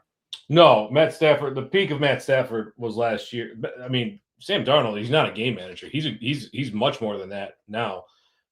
I personally am going to have concerns with drafting Matthew Stafford in fantasy next year because of the way, the touchdown variance is wild. How many times were they on the 2-yard line and they threw those little in routes or fades to Devontae Adams and they're scoring touchdown? You couldn't stop it, right? That's not going to happen again. So if he has less than nothing in the running game. If he doesn't have another 40 plus touchdown season, it could be a rough go if you're relying on Stafford in one quarterback leagues. Justin, I love you, man, but okay, we don't give a fuck about any of this because A, we like making money. B, we're Bears fans. We are Bears fans. You didn't crush the Rams last year. I mean, I don't know what you're watching. And he says, we would crush your asses once again, dude. I got full confidence and trust in my Hawks, dude. I love your passion. Obviously, you're a very biased person because you love the Seahawks. We're not biased in this situation. We're just calling it like we see it. And in general, the facts remain that it was they played 3 games last year, and the total point differential was 3 points or something. Like, that's not crushing anyone's ass. That's literally a coin flip. Seattle was down by multiple scores at halftime in that Week 15 game, so I wouldn't exactly call that a beatdown. I want to see that again. That's such a great rivalry, and those teams playing each other, like, that was one of the best games that we had all year long. I was in Orlando during that, and we're sitting at a hotel bar, and I'm with some people that don't care about football except for my wife, and she knows that I'm in multiple fantasy semifinals. Or no, that would have been quarterfinals, whatever it was. And I've got it on my phone. I'm checking whatever. I go up to the bar to get a drink, and there's a dude, like, he's there on his phone. He's got JSN. I've got Puka Nacua, Matthew Stafford. I just end up talking with him, this rando at a bar in Orlando, just talking fantasy with him for like 20 minutes. Well, and that's the beauty of football, is it brings people together, right? We don't have to be upset about the Rams versus the Seahawks, who's better now. We'll find out on the field this coming year. As it stands now, we should be coming together as a community. This draft night shouldn't be tearing us apart. Yeah, this Justin, dude, if you're gonna tell me to keep it clean in the chat, then please don't say the goddamn word, because I'm a church going type of guy. Someone in the chat. Unfortunately, Justin, this probably might not be the show for you. We do keep it pretty respectful here, but we're not going to be PC. I don't expect my fans to be PC. So, unfortunately, I said keep it respectful. I didn't say keep it clean. God damn it. Sure, oh, shit, I said it. Yeah, respectful, man. And if that offends you, then this is definitely not the show for you. I'm sorry to tell you, man. I love your support, your chats, and keep it going. I like your passion as well. We're going to call it like we see it, and that's all we're going to do. This isn't PC, but this is a slang sign language for asshole, if anybody's interested in bringing that into your repertoire. Yeah, it looks like an asshole too. Exactly. And he also did call the Rams a sucky ass team. So that doesn't seem very church going though. You're slandering the Rams. You said sucky ass. So let's keep it clean.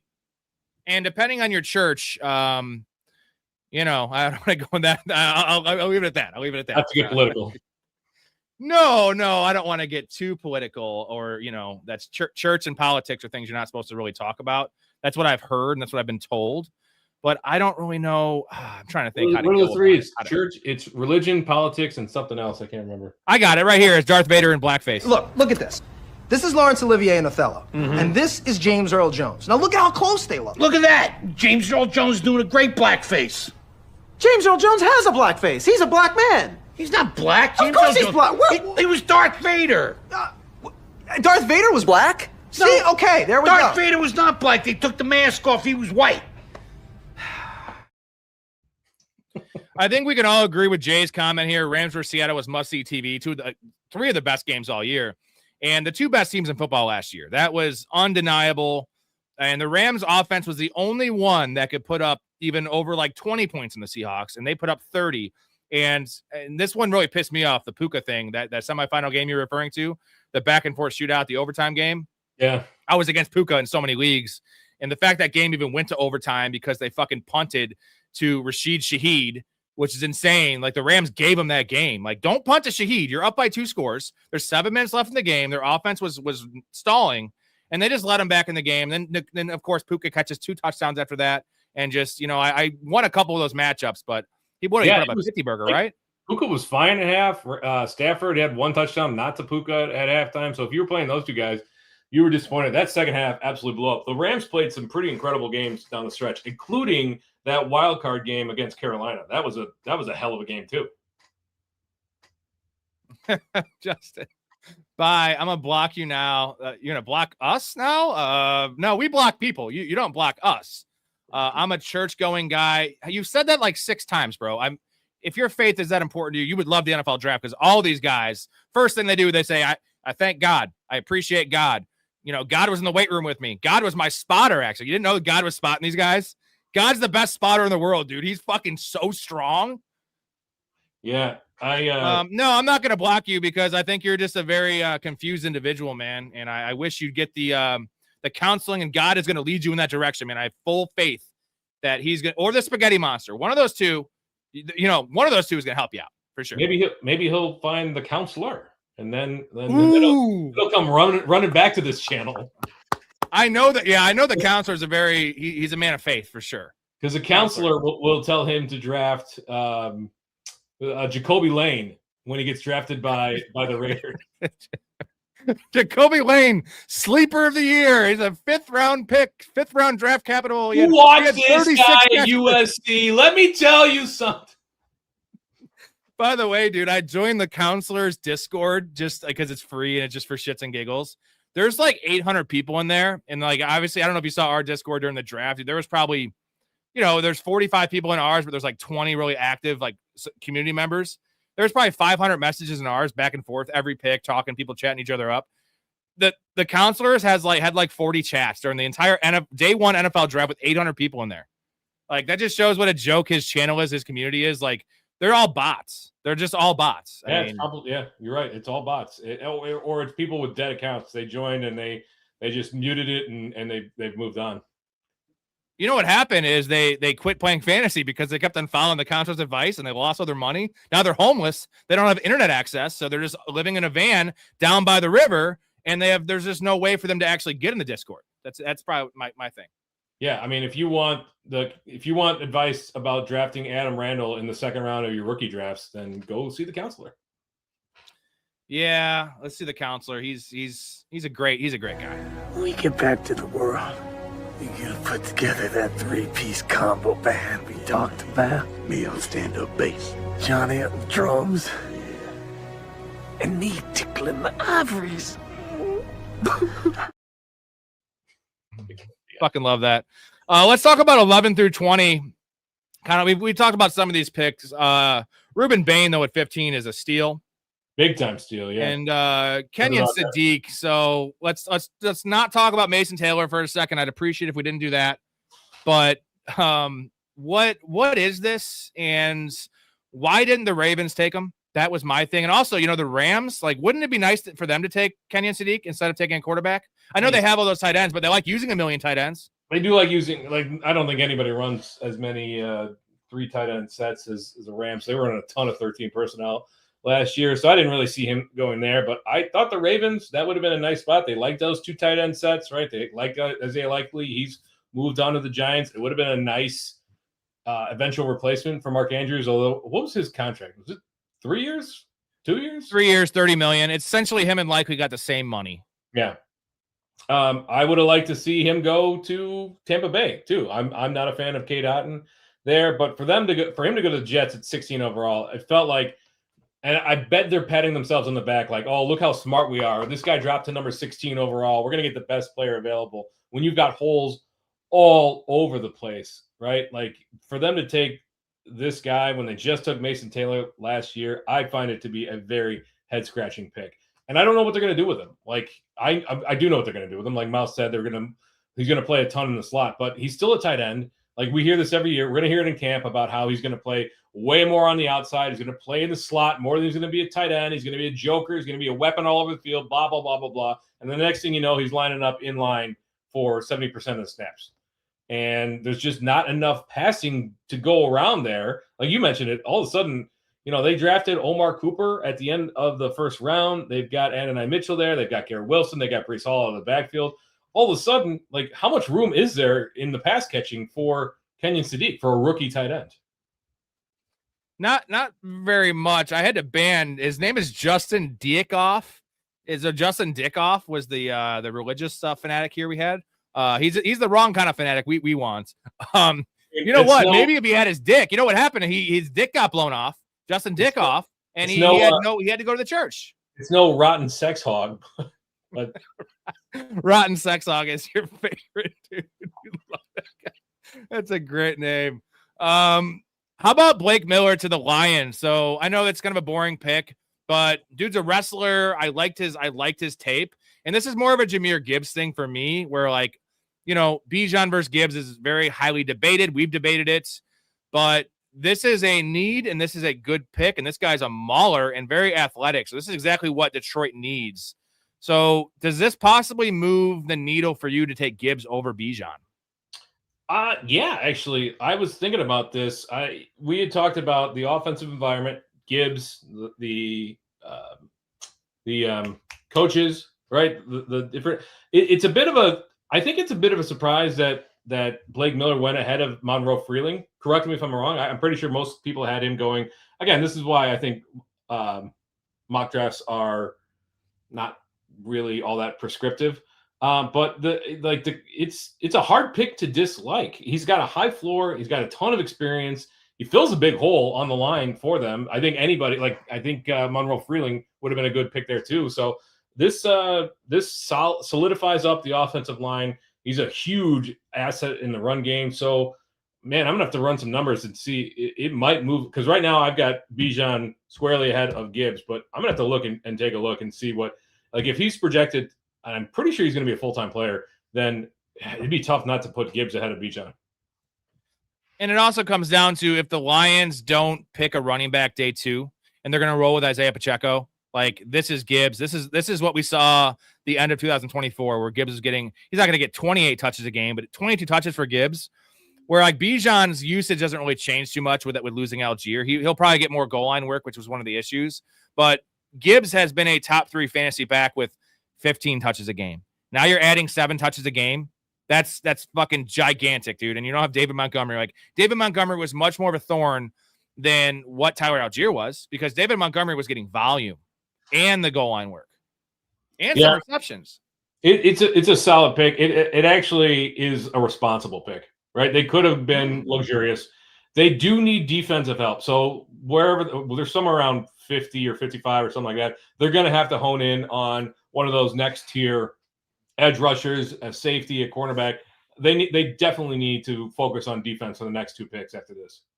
This message I love you, Hatcher. He says, I'm unholy. He must have called him unholy. Brother, you came in here talking mad shit. Like, unholy. You know what? That's actually a good thing to be unholy, but just, you know what? One thing I do love about trolls, like, I am going to just eviscerate them, not in like the way most people would, where it's like, fuck you, I'm banning you. Like, I'm going to play along with them a little bit and then just like see their psycho really come out and they just make a fool out of themselves.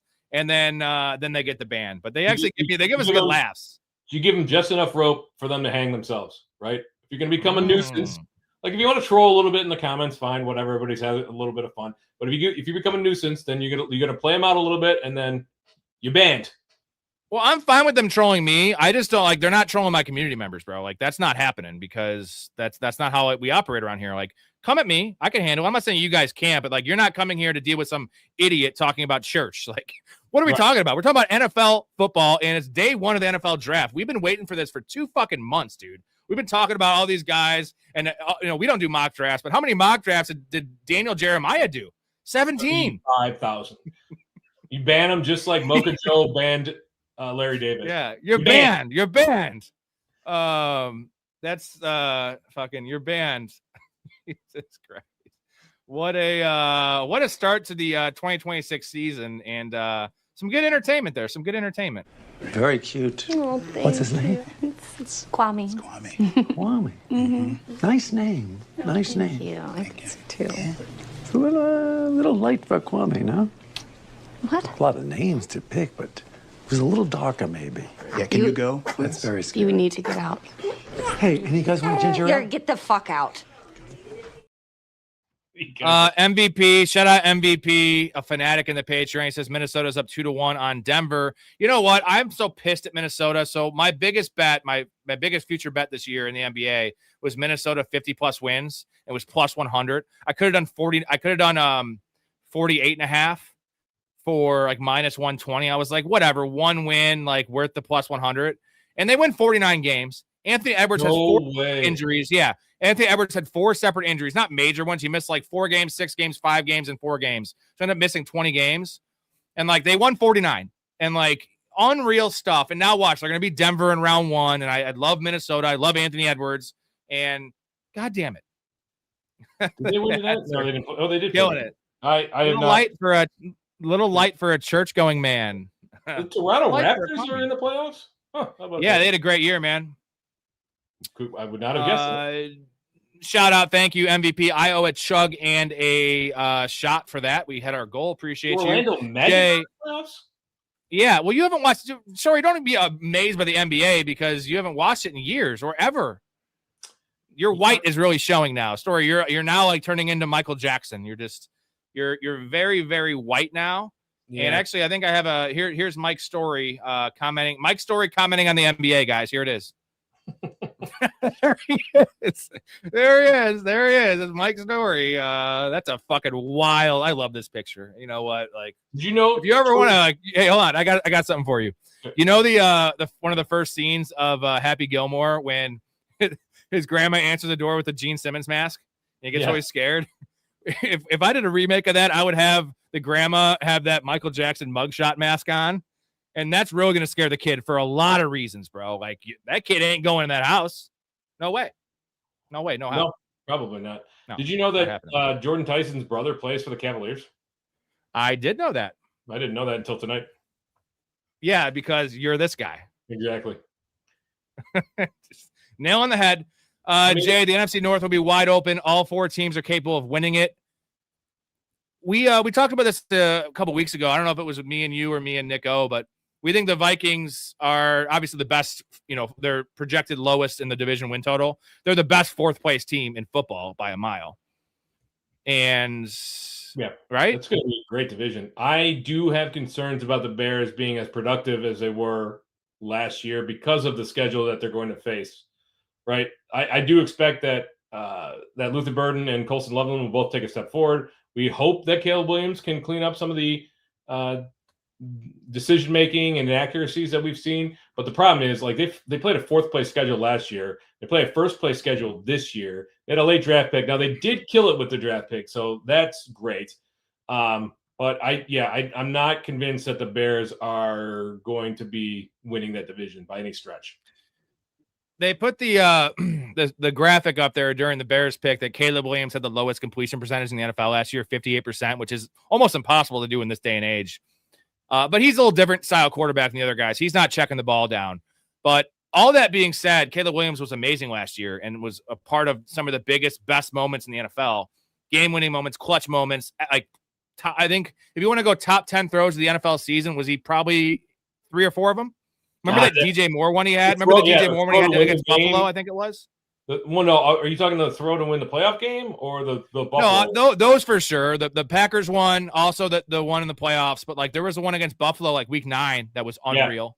Yeah, so, like, he's three of the top 10 throws of all of the NFL with guys like Josh Allen and Patrick Mahomes and Justin Herbert. It was fucking Caleb Williams. So here, this was my problem with Caleb Williams coming in the league. Like, in the Pac-12, he was doing that on a regular basis, but he's playing against future firemen and insurance adjusters. So you saw multiple times a week those amazing throws. We're getting like 6 of those, 8 of those a year when he could sneak one out, but it's certainly not as consistent as it was when he was in college. And that's kind of the difference here. Like, if he doesn't clean up the inaccuracies, that Bears team is going to struggle to move the ball. Trust me. Like, you know what I love about Caleb Williams? All these other people, not to go back on the church thing, but this is a funny one. Instead of thanking God, he thanks his nail salon owner. He's like, I want to thank Jessica for doing my nails. Appreciate you. I wouldn't be here if it wasn't for you because you really helped me out with looking all blinged out. I know a lot of people who love Caleb Williams, but they hate the fact that he paints his nails. It's Gen Z, bro. Like, they're weird. I mean, it is a big deal. Do whatever you want. It's not for me, but do whatever you want. I don't give a shit. It's your life. Odds. I got odds for you here. Odds that he has flames. I don't know. You remember the Workaholics episode where Blake has flames in his pubes? Or no, it's Adam. Yeah. So what are the odds that Caleb Williams has pubes? And if he does have pubes, that he has they're lasered into like a flame. The only way that he would have pubes is if he had some design into it, because Gen Z. That's what I'm saying. I'm sure they keep it nice and tidy down there. Yeah, I think they should. Do you think the NFC North's the best division? It's a hygiene thing. How about this one? We're talking about the NFC North, and I think that the NFC West is the best division because Niners are the 3rd best team in that division, and they're awesome, and they have Kyle Shanahan, but they have the Cardinals, right? So I want to go off total wins for division. Like, would you take the NFC West? They have these bets on most betting apps. What division would you say has the most wins? Is it the NFC North or NFC West? NFC West by a mile. Even with the Cardinals? Cardinals are going to win like 4 games. Yeah, so what? Like, the other 2 teams are going to win 12, 13, 14 games apiece. So, and I think you're going to have a couple of 8-win, 9-win teams in the NFC North. NFC North. So trying to remember who they each play this year. The NFC North plays who? They play the They play the West. No, that's 24. Ooh. That's not right. Anyway, moving on. Yeah. But come prepared, Storey. Come on. I didn't know we were going to talk about this. Yeah, because we talk about a million things in the show. Hatcher says, Storey, Michael Jackson movie review. When are you doing it? Anybody want to watch it live? No, I don't. I heard that it was fine, but it was like 2/3 of a movie.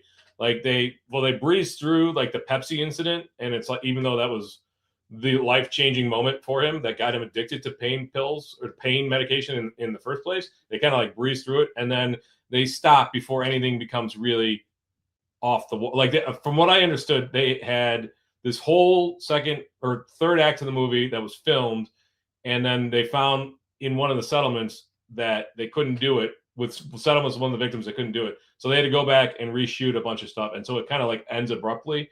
So I'm just gonna wait till it comes on to streaming. I listen. You make a biopic of arguably the biggest entertainer of all time. I mean, you could argue a couple different people, but Michael Jackson at his prime was the biggest name on the planet. You could argue Taylor Swift now, etc. Yes, there is. So it's something that everybody should see if they're a fan of music, pop music, of Michael Jackson. But the fact that like it's kind of, I don't want to say they half-assed it because they certainly didn't, but the way that it ends, from what I understand, I can wait for it to come on the streaming. They may or may not have glossed over a big chunk of his personal life, but that's neither here nor there. Let me ask you this, Storey. So I like the Bucs over 8.5 wins, and I definitely like it now with the Bane pick. But the Tyson pick for the Saints is great. Which pick is more of a need, right? Like who won the first round compared, Saints versus Bucs? Because Saints had a higher draft pick, but I feel like they equally improved their teams. And I'm going to take the Bucs here. I wasn't paying attention. I'm sorry. I was looking at the Bears' opponent. So they play the NFC South and they play the AFC West this year. So all the teams in the North play the NFC South and the AFC West. So that's like half and half for both of those divisions. I might be rethinking my NFC West versus NFC North wins. Now exactly. Looking at this. So I'll ask you my question again in the Cliff Notes version. I'll keep it shorter. Yeah. Which team won the first round, Saints or Bucs? I like the Bucs over 8.5 wins, but I love the Bane pick at 15, where Tyson was a great pick, but it was at 8, and they had a need there. I feel like the need for the Bucs was bigger at edge rusher. It was also a smart trade, right? So they made a pretty good move to get Miami's pick there. Bane dropping there, I think, was very unexpected. I think a lot of people had him going top 12, if not top 10. I think the Bucs ended up winning this. The Saints kind of stayed pat. They got the guy that they probably, I would bet that they wanted Tate there, but him going at 3 overall or 4 overall was a surprise to a lot of people. So it was a great pick, the Tyson pick. I like it for fantasy. Was it the best pick for the Saints? I don't know about that. I think this was the best pick possible that for the Bucs. I think they won. Listen, I'm still very excited for Tyson from a fantasy perspective. I'm just not sure if it was the best from a team building perspective. Thoughts on the Rams drafting Ty Simpson? We hate it. We're scratching our heads. It's perplexing, Storey, and we don't know what the fuck to make of it. And also, we don't like Ty Simpson. You definitely don't like Ty Simpson. I don't think I don't know. I understand it, but yeah. Dan Orlovsky is super hard still from that pick, though. He's like, I told you, top 13. I told you. No kidding. I was wrong there. But let's just say this. That doesn't mean you're right in your take, Dan Orlovsky, because just like I liked Xavier Legette, right? I loved him, and he went higher than he should have gone. He went in the first round when he was a 3rd round talent. And it was at the moment I was like, I was right on Legette. See, I told you guys, and I was still wrong on Legette. So like Dan Orlovsky is probably still going to be wrong on Ty Simpson. We just have to wait 2 years to find out now, right? Yeah, we'll find out in 2028, I'm sure.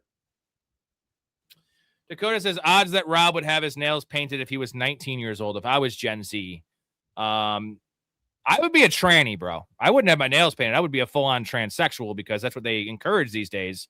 And I would be known as Roberta, and I'd be having a stream about being a beautician, I think. A beautician? Like yeah.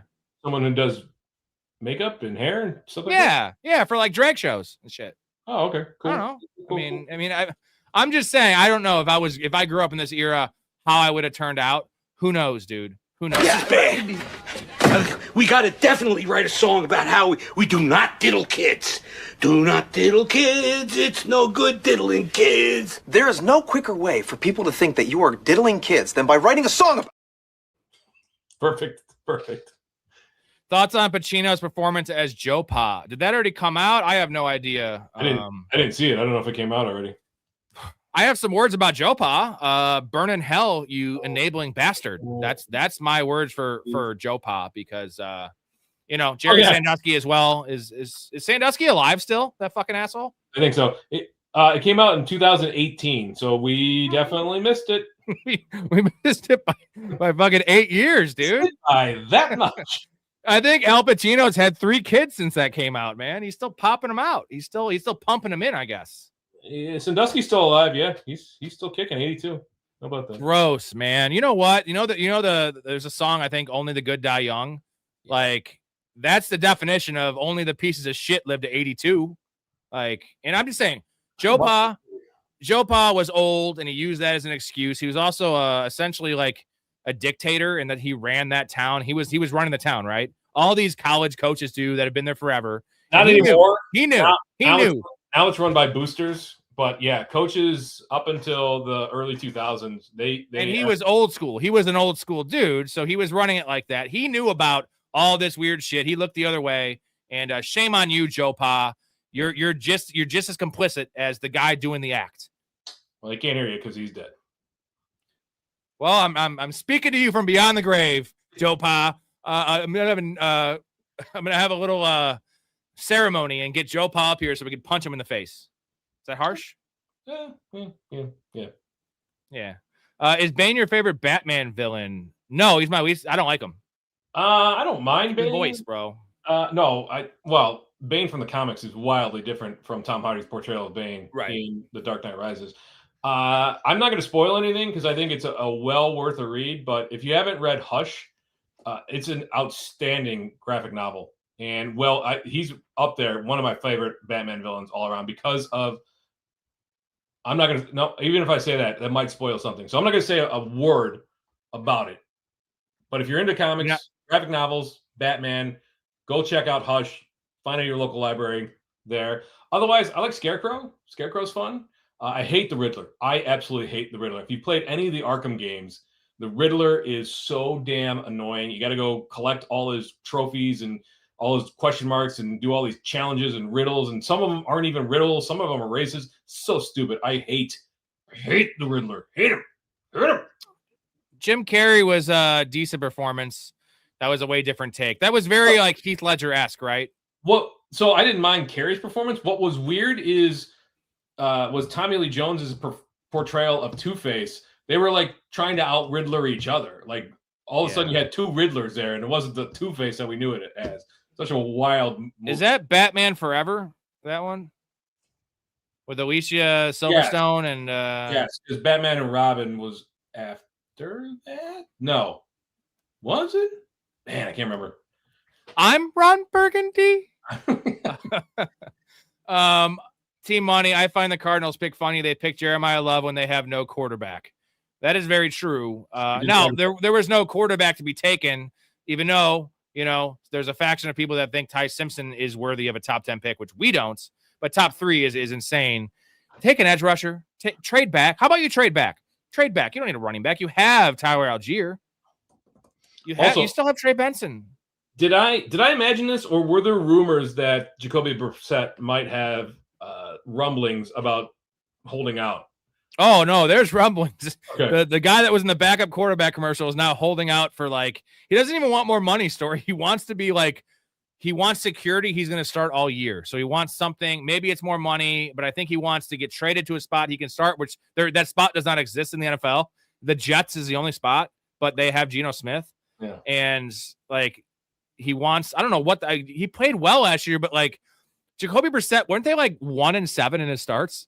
Yes. I mean, he had put up good fantasy numbers, but like, unfortunately he also threw the ball 50 times a game. Like, congratulations.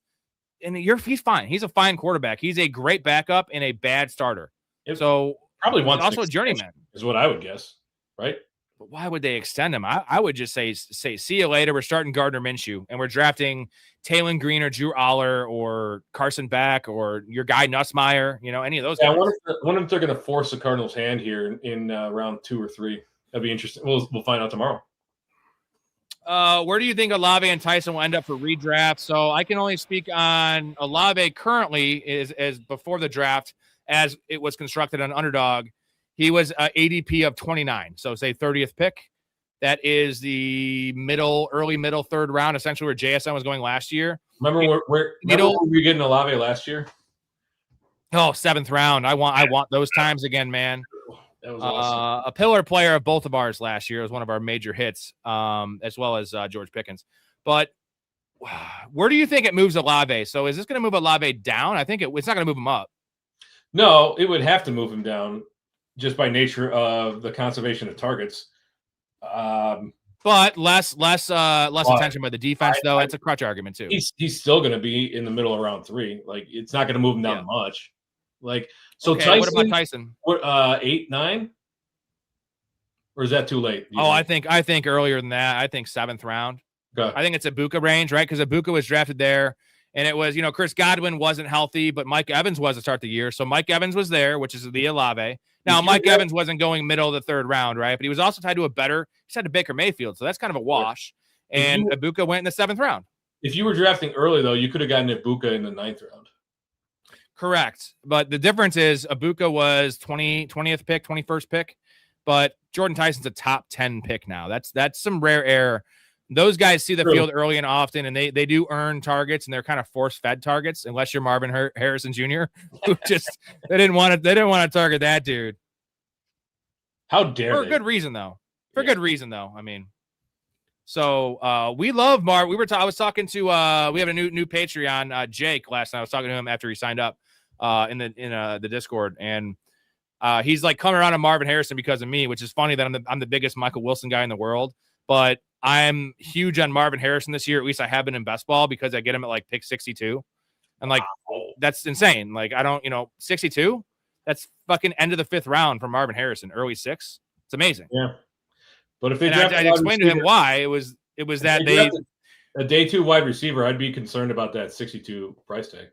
I'm not, dude. It's the fact that it's the Kyle Pitts thing from last year, right? Like Kyle Pitts was so free last year because he had burned everyone for years and years and years, right? He was rookie year was drafted pretty high, and then his second year, remember, he was going in that like Brock Bowers range from last year. Like he was going like maybe not Brock Bowers, he was going on the Trey McBride range. It was like end of the 2nd round. It's Kyle Pitts' 2nd year, and he got hurt and was awful. And every year he has yet to meet his ADP. So last year he had burned everyone and anyone he could have, so no one was drafting him. Marvin Harrison now is going into year 3, and it's not been good for Marvin Harrison. And they're just like, what? Or is this year 4 or year 3 for Marvin Harrison? This will be year 3. Yeah, year 3. So, but he's already like the 1st round. He went 1st round his rookie year. That was insane. You said it on this very show. You're like, biggest fade ever. Didn't you have him at like wide receiver 27 that year? I had him well out of the top 24. I had him as a wide receiver 3, and I'm like, first of all, I didn't care for. I think Tate's a better prospect, even though people will say that Marvin Harrison was a much better prospect. I think the name was a big factor there. Anyway, it's neither here nor there. It didn't matter. Like he was being drafted 3 rounds higher than the highest rookie wide receiver had ever been drafted in fantasy football. I'm like, that's an automatic fade. Yeah. Even if he outperforms like expectations, he still would need to be in the Jamar Chase, Justin Jefferson, Amon-Ra St. Brown level to return value. I could not believe the draft price. And he was tied to Kyler Murray, who is a long jockey. Cardinal. All right, get into everyone's comments here in a second. We got a little bit of time left in the show. Get your questions in. We're going to see Mr. Storey the next couple nights as well, or at least tomorrow night, and then Saturday we're going to do a little short show during the day, during the draft. Yeah, I can't do the night, but if you want to do during the day, let me know. We'll just do like an hour because I'm doing a short night show as well because I have some people coming over, but I'm not going to miss a draft recap show on a Saturday night, guys. Before we get to the rest of the comments, I do want to shout out to the Patreon guys. Appreciate everybody. Shout out to I didn't upload the new graphic, but shout out to Jake for joining. Appreciate you and everyone else supporting us here. Get a lot of good perks, gentlemen. Silver, you should definitely check it out because if you want to get in the Dynasty League, we have one spot left. Jake is not getting in. He's just a professional, not a fanatic. He's going to get in redraft leagues, though. But you get access to the Discord community fantasy leagues. Like I said, there is a spot open for the Dynasty. Guest appearances on the show, free merchandise giveaways, and a lot more. Also, access to my bets. This is last year's player props and all the previous 4 years, all on record, all documented with tickets sent in the Discord. Time, odds, site I'm using, 96 and 58, 4-year track record. You're going to get Mike Storey busting some college plays this year, as well as Mouth of the South from Downtown Sports is going to be talking and betting his game lines. You're going to have 3 ways to play, or just bet mine who has a proven record, but Mike Storey does awesome in college stuff. So professionalfanatics.com, link in the description for that. Hop over to the Patreon. I'll get you in the Discord tonight if you want to get in tonight. A lot of good draft stuff going. The Discord is popping. Like I said, about 500 messages from the start of the draft to the end. I couldn't even keep up with it, but I wanted to chime in. And we're all in there. We're all talking. You can DM any of the 6 or 7 hosts we have in the show. Talk college with Storey, talk Michael Jackson or church with me or football, whatever you want to do. So professionalfanatics.com. Get in now, boys. It's also a good way to keep the show running as we currently do every single night. Storey, I've missed one show in April. You're a machine.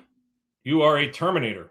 You are a HAL 5000. HAL 2? HAL whatever. One of the HALs. Whatever it is. GT. Yeah, I think GT I'm putting it in. tonight. I'm putting it in. That's GT is on tonight. Shout out GT, who is he is the man, and it is the place to be. The Discord's the place to be. GT is the guy. We love him. So a couple more comments here. You know what? I'm gonna play the let's see. What do we call the Discord Story? It's the it's the place to be. It's the place to be. Tell me everything. Okay, they were both here. They were both in. Sir, what do you call it, Kramer? It was. Come on, Rudy. Come on. We call it the place to be. The place to be. Yes. I missed the first one. I sometimes do make mistakes. I am only human. So. Another question. Do you think Scat sneaks back up around the Javonte Bucky range?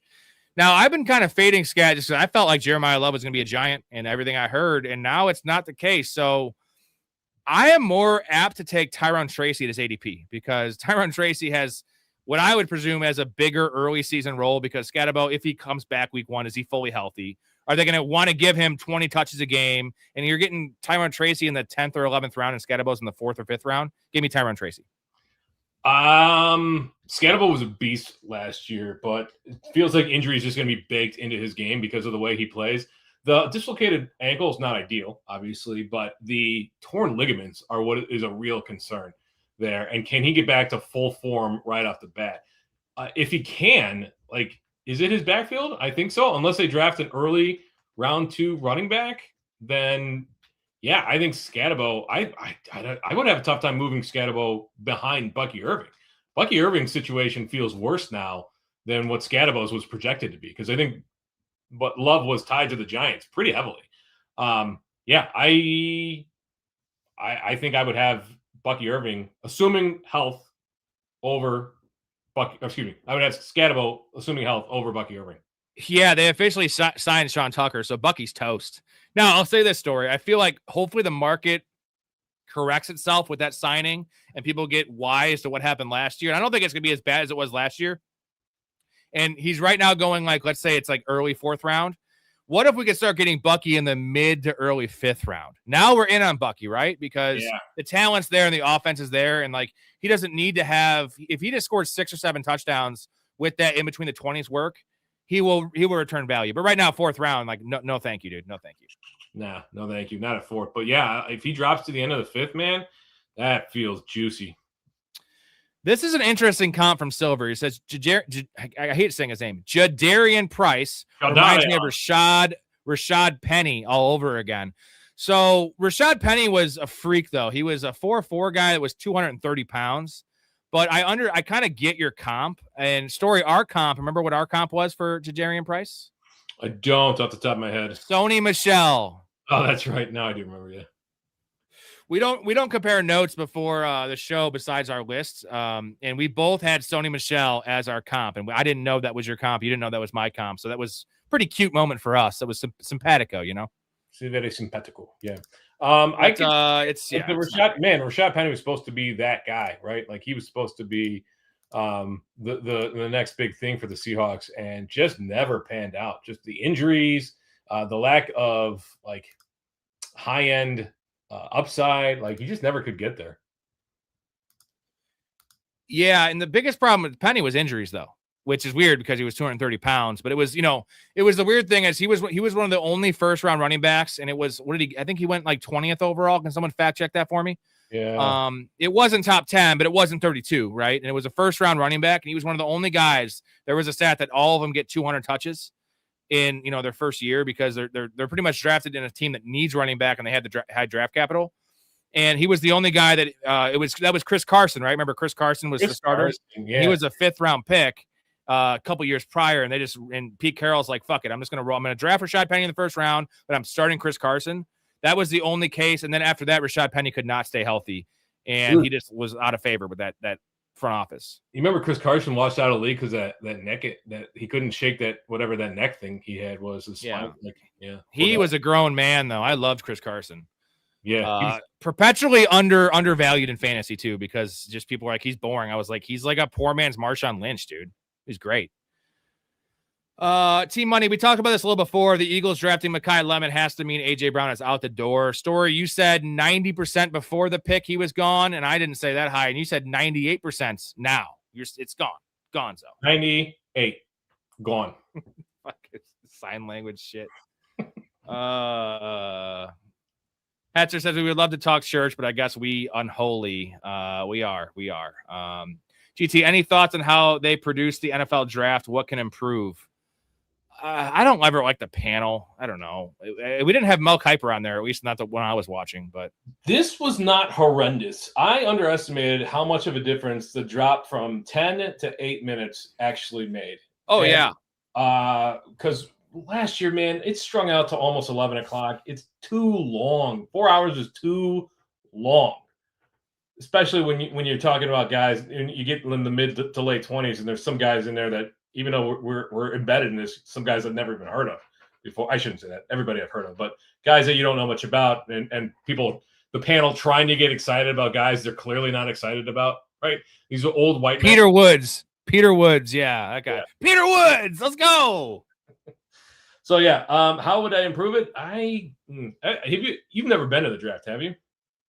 I would never go to the fucking draft, dude. I don't even like going to football games. I like watching in the comfort of my couch with pizza and getting back rubs for my wife and watching my fantasy teams. I went to a Miller party down at Soldier the year that the draft. Remember the year they drafted Kevin White? Yeah, I do remember that. I got to meet Kevin White because he was their first round draft pick. So it was a Miller party where it was free food, free drink. You got to meet some Bears guys, including Dicka, who's looks like he's on death's door, knock on wood. Kevin White. So that was fun. You weren't in a mass of people. You weren't like, because I wouldn't want to stand in the center there. I don't like being in crowds of people. And so that would be a little rough. But if it comes back to Chicago, if they have another chance for an event like that, I would do that. Otherwise, I'm fine doing it on my couch. You know, I just thought of is Curb Your Enthusiasm when it's Meet the Blacks and like they're actually black and he's like, like do you think it's ironic that your last name's Black and you are black? And the family's just looking at him like, what the fuck? And you said Kevin White. I was like, it should have been called Kevin Black. That was early one. That was an early Curb Your Enthusiasm. Yeah, season 3. When they do the season 12, the trial again, where the very last episode they're bringing back all the people, including the one where the episode in the like one of the first ones where he puts an ad in the newspaper and is like, she's a very good C word when he meant to put she's a very good aunt or something like that. Yeah, the cunts. She's a beloved cunt. Yeah, that's what it was, beloved cunts. And that's why the first 2 seasons, like not having that whole dynamic is lacking, right? It's the same thing with Seinfeld. Like Kramer wasn't Kramer yet, and you didn't have Leon. Like Leon was the Kramer of the show, and without Leon, you didn't have that essentially that sidekick. And Leon is super underrated, dude, when it comes to like, you know, in the pantheon of just funny sidekick characters. Leon's unreal, dude. You tap that out, Larry? I'm convinced they don't do scripts. They just do here's the scene, here's the premise, and they let people riff. And you can see that like Jeff, who's the guy who plays Jeff, his manager? I think his name is Jeff. Yeah, it's Jeff, but I don't know what his actual name is. His last name. Anyway, you can tell when he runs into the improv issues because he'll just parrot back exactly what Larry David says. Yeah, exactly. Just repeats it. But JB Smooth, when he first got there, that whole family is hilarious. But he was kind of weak on the improv. As he continued on with that cast, he got better and better with the improv. And all of the non sequitur stuff that he and Larry talk about is like in seasons 10, 11, 12. That's some of the funniest shit I've seen on television. Yeah. Team Money, Tennessee picking Carnell Tate. What a reach. It was a reach. Story, you love Carnell Tate. It was still a reach, though, right? Yeah, I think that was a reach. I would have loved Tate. Dude, Tate, if there was no wide receivers drafted before Tate and Tate went to New Orleans at 8, I would be over the moon. As it stands, Tate to Tennessee is great, but we talked about it. Tyson at 8 with the actual like production, it's going to be really close to where those two shake out in my dynasty rankings. So you were really high on Cam Ward coming out, and then last year for fantasy perspective in best ball, obviously not in redraft or in like super flex leagues, but I've been drafting quite a bit of Cam Ward this year. And this is even before I knew I thought they were drafting Jeremiah Love, but I just see the year 2 jump. He played so much better the second half of the year, and particularly the second half of the year. He looked like an NFL quarterback, and he was running a little bit more. So it's like, this really helps Cam Ward stock, right? Like I like what it does for the kid. I just don't like it for Carnell Tate. I don't like it from a real life perspective. It's an overdraft. Like this is, again, I have him as a second round player. So, I mean, I'll tell you, that tells you all you need to know about my thoughts on Carnell Tate, who was wide receiver 5 for me. Pull up the rankings here if you guys want to take a little gander. So Story did have him at number 1. I had him at 5. So I don't hate him. He's fine. I like the fit. Honestly, I do like the fit because as much as I liked Io Manor, like Io Manor is a depth piece in the league, and now you have a true guy. He is. If you guys want to, everyone has him at 1 or 2. He better be a true guy. He better be a true alpha.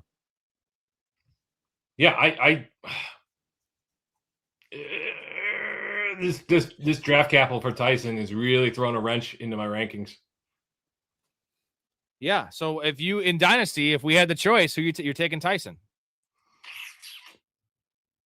What did I say earlier? 52-48 Tyson? Yeah. Yeah.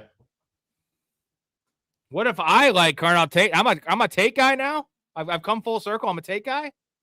Apparently. I mean, the draft capital is undeniable. Like, we knew Love wasn't going to move up at all because the latest he was going to go was 7, right? And 3 to 7 for a running back, not a huge deal. All those teams have running back needs. I guess Arizona thought they had a running back need.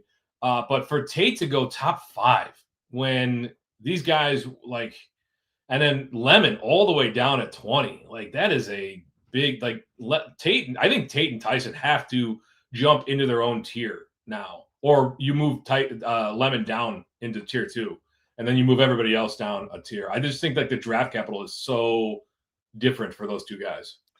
Here's the issue with Tyson. It's funny now we're on opposite sides of this argument now because I'm not a Tate guy, but this is why I take Tate over Tyson is because I prefer Cam Ward. I know Cam Ward's entrenched there for X amount of years, at least 3, 4, 5 more years.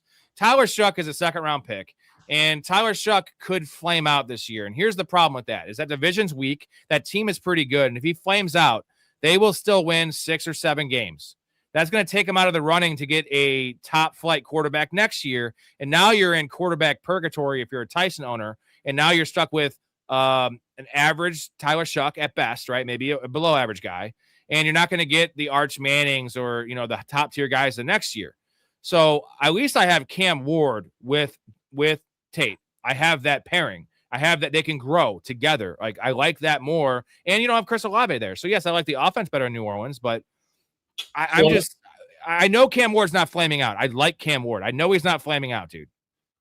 Yeah, so not to be pedantic, but it'll either be 3 years, 4 years, or many years. It won't be 5 years because they will keep him through 4, pick up his fifth year option, or they sign him to a deal, or he moves on. So it won't be. It'll be 3, 4, or a long-term deal for him. I am trying to put some of my biases against Tyler Shuck away and just evaluate him for what we saw on the field for the Saints last year, because he's a super old prospect, right? But it doesn't really matter when you're talking dynasty because these quarterbacks play well into their mid-30s, if not later. So you've got many years there. Even if Shuck only plays for the 4 years or 5 years with New Orleans, like when it comes to dynasty, you're not really looking beyond 4 years anyway because the things change so fast. So it's not a make or break year for either one of these guys, but it feels like Cam Ward definitely played better, but he didn't take a step, whereas Shuck definitely took a step, right? He beat out Rattler last year. Rattler beat himself out. I do like Rattler. MVP, who is Tennessee's RB1 this year? Pollard? Question mark. I don't think Tennessee's RB1 is on the roster right now. Is this a Mike Washington spot? They feel like a team that would draft Jonah Coleman, much to my chagrin. But it could also be a camp signing, too. Or, like you mentioned, Trey Benson comes in the fold, Yep. And no, Pollard would still be the starter, but now you'd have a 3-headed committee, similar to what we saw with Tampa Bay last year, which is bad for everyone. It's no one wins. And also that team can't run the ball for shit. It's not good. Tony Pollard popped off near the end of the season for some reason that I think was we slipped into an alternate dimension because it made absolutely zero sense for those multiple 100-yard games. But they can't run. Like they better get somebody for the offensive line day too. They desperately need somebody for the offensive line. Do you know how much that Tony Pollard renaissance pained me? Because I still had him on my rosters, obviously, because I was drafting Tony Pollard on my hero RB and zero RB teams, and I was like, because of the injury to Tyjae Spears, I was like, the first 4 weeks last year, it was like he's going to be safe RB1/RB2 production because he got the volume. And he was literally every game was like 18 for 61, and he scored 1 touchdown through 5 weeks. And then that game against Cleveland, who had the #1 rush defense in the league, he pops off like 24 carries for $160 and 2 touchdowns. And this is like week 12, right? When no one was starting Tony Pollard anymore. And then he had 2 other really good games. It was like, what the fuck? Where was this when actually you were the only guy in town? And that's Tony Pollard for you, though. I held on to Tony Pollard for weeks and weeks and weeks. Barely started him, and then I'm like, enough is enough. I have needs on this roster, and I let him go. Somebody scooped him up, and then he goes for multiple 100-yard games. Oh, you dropped him. See, I play in really deep leagues on fan tracks where I was drafting him. I didn't drop him, but I ended up dropping him because I wanted Blake Corum. I wanted Algier was already on the roster, but those other backup running backs, like Pollard was a dead weight. He was the definition of a dead weight because with Tyjae Spears back, where was the upside? The offense was just terrible, and he looked good towards the end. Peasy, draft steal for us. Who was our draft steal? Ruben Bain for me. I'm going to go Caleb Downs, I think, because the Cowboys were discussing trading up, and that was a guy they were targeting. They didn't have to trade up to get him. That's the one. I think that, or did they trade up? They traded up 1 pick. They traded up 1 pick. Okay. Yeah, I thought it was 2 picks. Maybe it was 2. They were talking about trading up in the top 6, taking that Cleveland pick. Maybe it was only 1 pick because I think Miami picked right behind him, didn't they? Yeah, but it's Caleb Downs for me because this is what, and Bain's a good one too. It's for me, it's a team that drafts a positional need and the best player available. And Caleb Downs was the best player available, and he was a need for the Cowboys. I think Bain has the same exact criteria for you, right? Yeah, I agree. Bain's I think I would argue that Downs is right there as well. You could pick any one of those guys. You could also pick, I think it's an A grade for Dylan Thieneman. I think it's Thieneman. Is it Thieneman? Yeah. I don't know. We're at the counselor now. And whatever. That was a pretty solid pick as well. I mean, that was a steal for the Bears. I'm pretty happy with that pick. I don't want to be a Bears homer and say that was the one. I'm still going to stick with Ruben Bain, but I think honorable mention was Dylan. That pick was the definition of like keep it simple, stupid. Yeah. And we had a need of safety. He was the best player available. Kevin he was mocked. Every mock was like, and again, we hate mock drafts. Every mock was like, Thieneman's going to be 18th, 17th, 18th to the Vikings in particular. And he was going to be top 20 because he had the production in the field. He was awesome at Purdue. He was great at Oregon, and he had the awesome combine. And he's a tools guy. He seems like a great. He's not as smart as Caleb. Caleb Downs is an insanely smart player, but he's right up there instinctually wise. And to get him at 25 and not trade up to get him, and like we see what Ben Johnson did his first year coaching and kind of being the GM there. And we liked the picks. Obviously, they worked out, right? Luther Burden's still up in the air, but we hated the Loveland pick, and that was the right pick, though. But like that was getting cute. We thought this is not getting cute. This is an A. We give it an A. I am very solid A on this. I mean, looking back, I think you got to give at least a B plus, A minus on that Colston Loveland pick. That guy is probably set up to be a difference-making tight end in this league for many years to come. Luther Burden, TBD, but a second-round pick who had blossomed near the end of the year. That could end up being very good as well. So I am going to eat some crow. Ben Johnson seems to be putting together a fairly solid team. And he didn't go offense. He didn't he wants to go offense. It's just his natural instinct, right? He didn't do it. So, by the way, 23 people in here. Guys, we're going to be literally doing this tomorrow night, Saturday during the day, during day 3. Also a Saturday night show with a couple other hosts. Subscribe to the channel because you can watch the rest of the coverage. Mike Storey is the college football guy on this channel. And we're going to be breaking down fantasy implications, landing spots, all that kind of stuff. And Storey, Ty Simpson wasn't the biggest draft steal for you at 13? Ty Simpson at 13. He couldn't have gone 11 picks earlier, 12 picks earlier, 11 picks earlier, and netted me $1,000. Would that have been the end of the world? I think I found a little highlight of him getting drafted. I brought a little bottle of spermicidal lube, too. And one little bottle of spermicidal lube? Yeah, one little bottle of spermicidal lube. Evan, that's psycho shit, man. It's not. It's like Charles Manson shit. What do you think Becca's gonna be psyched that you brought a bottle of lube? Oh, Evan, thank you for bringing that lube for my pussy. I never would have been able to handle your fucking 4-inch dick inside my pussy without that gigantic bottle of lube. I miss Fat Jonah Hill. Can we get Fat Jonah again, please? The hell? He's all serious now and skinny. I don't like that, man. Yeah.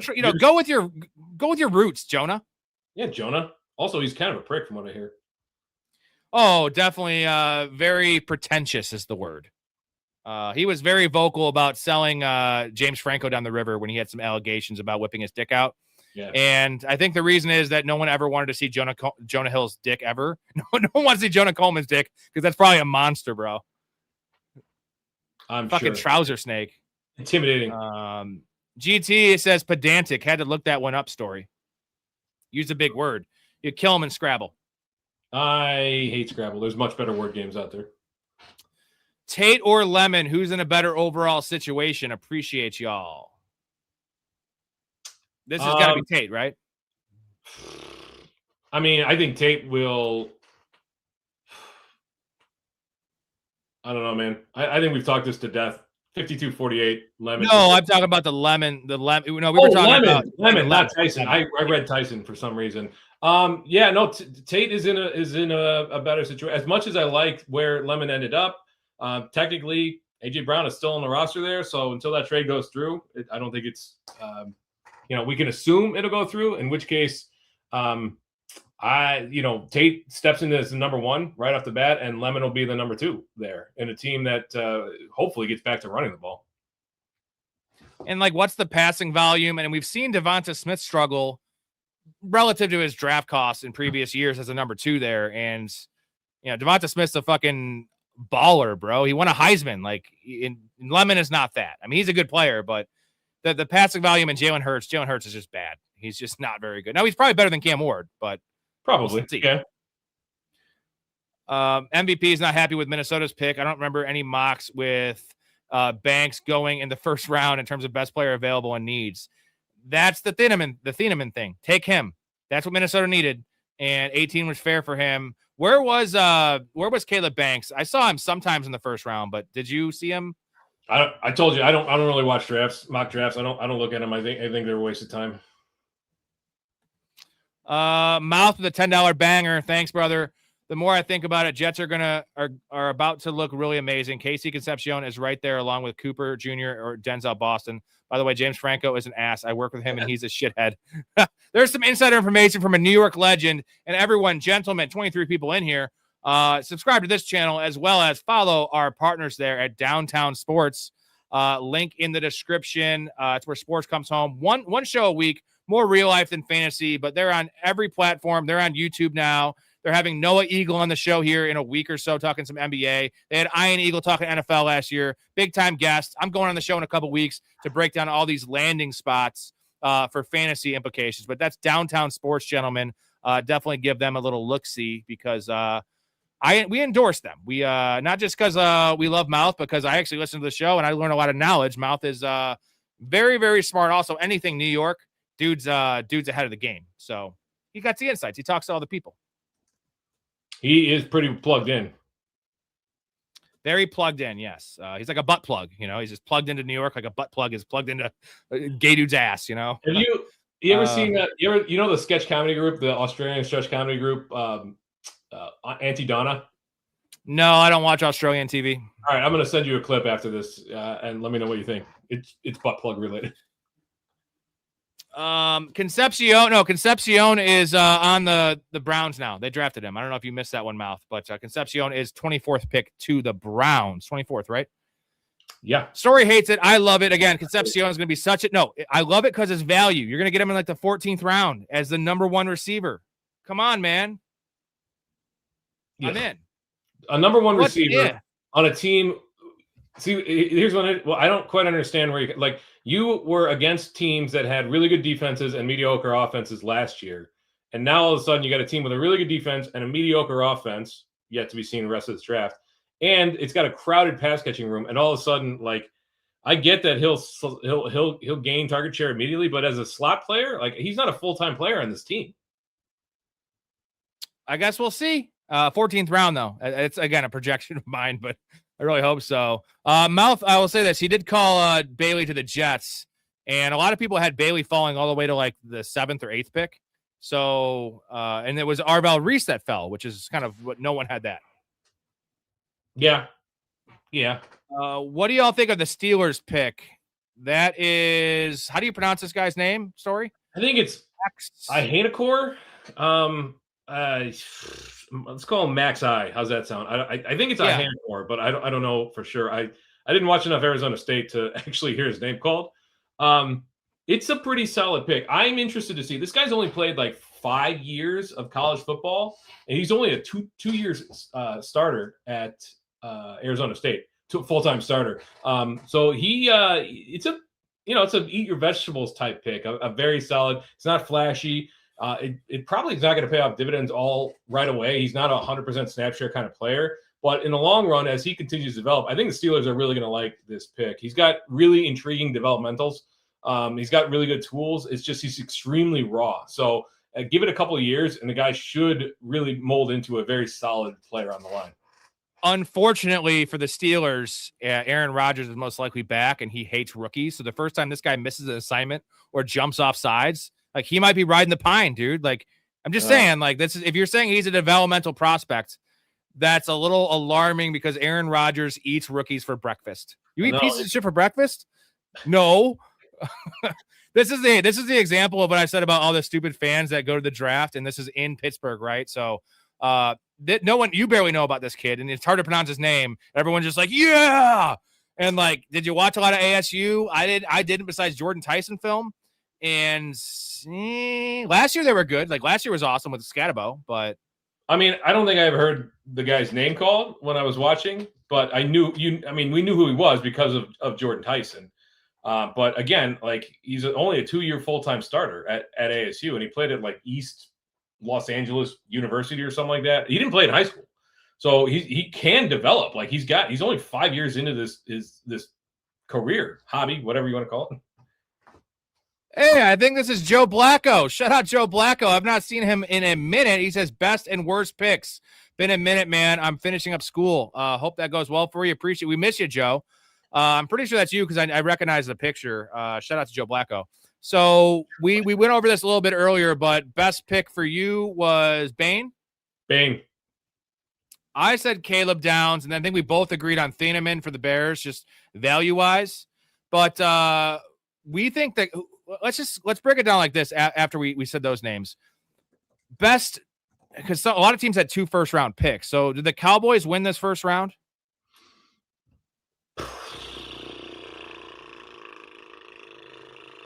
And we'll get to the worst picks in a second for you, Blacko. Well, do we have to get to the worst pick? I mean, there's one worst pick, but is it Ty Simpson? It's Ty Simpson, yeah. Now, how far be it for me to question what Sean McVay is doing, but that seems to be a pretty odd one to me. Yeah, I think the Cowboys did win this, right? Malachi Lawrence late in the 20s, not late, but mid-20s, and then Caleb Downs, getting a steal on Caleb Downs. Tough to argue with what they did. It's tough to say like who wins the first round because some teams have 2 picks, some teams have no picks. You can't say the Jaguars won the first pick or first round because they didn't take anybody, right?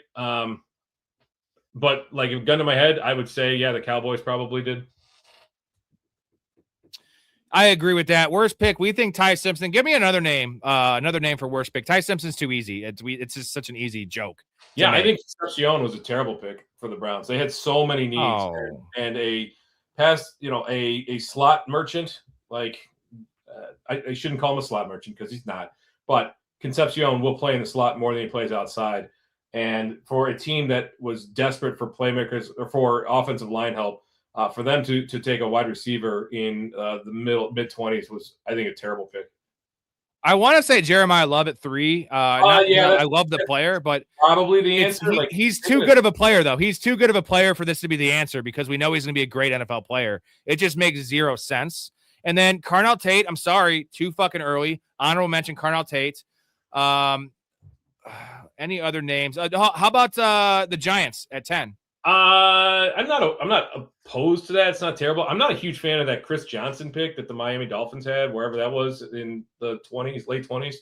There were better cornerbacks. As far as I'm concerned, there were better cornerbacks available there. That guy had a 2nd-round grade to me. And where'd he go? San Diego State or something? What pick? Sorry. The Dolphins, Chris Johnson. Yeah, San Diego State cornerback. He was there was a drop off after the at that point, right? Who was the cornerback before? So a team that's got that many needs for them to go cornerback right there, I don't really. And I think what a pick we didn't talk about that might be important for fantasy, even though it's not going to be this guy, Kalen Rutledge for the Texans. I think this is a really nice pick. They needed him. I really like that pick quite a bit. Like they were kind of in no man's land, but they knew they needed to address the offensive line there, and that was as good of a pick as they could have asked for. Like, did you watch his film at Georgia Tech? I browsed over it, so I watched it in watching other players, right? Not so much just his film, but I noticed them for sure. But it's a need. It's a need, right? Yeah, it's a need for sure. And that's a pretty good program for turning out offensive linemen, correct? Yeah, that is also true. I mean, the level of competition is different there at Georgia Tech, but still, the guy was for him to go 26. Not a huge value, decent value, but it was a absolute position of need. So Mouth loves Ty Simpson. Obviously, you hate him. I'm more like right down the middle, right? Like how I'm in politics. I'm just right in that meaty part of the curve. Not falling ahead. Ty pick, not falling behind. Not showing off. That Ty pick isn't odd. Rams wanted him, and they knew Arizona was going to trade back to get him. This solidified him as number 2 quarterback in the draft. Best for Ty.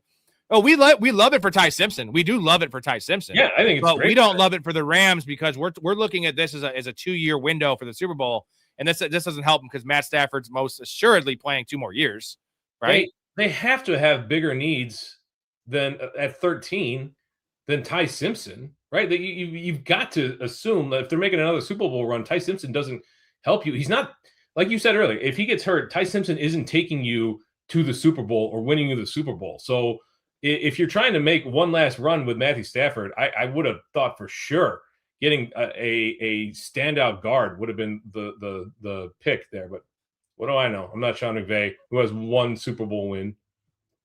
Don't slander. Here's the thing. They didn't really have a lot of needs, but you could always find a player that can help you this year, right? You could find somebody, an extra offensive lineman, like I said, an edge rusher is valuable. Well, Ruben Bain was on the board. Like, Ruben Bain was on the board right there. Like, yeah. Fucking edge. Because obviously trading back doesn't help a team like the Rams because they don't have that many needs, so you don't need to compile picks. Do you think so? Like, they were kind of just caught in a weird spot. Ruben Bain against Seattle, like they could have gotten some pressure on Mr. I'm seeing ghosts and actually made him force him into his mistakes.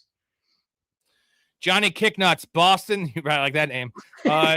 It's not. It's good. It's not as good as what was it? Rotten Sex Hawk.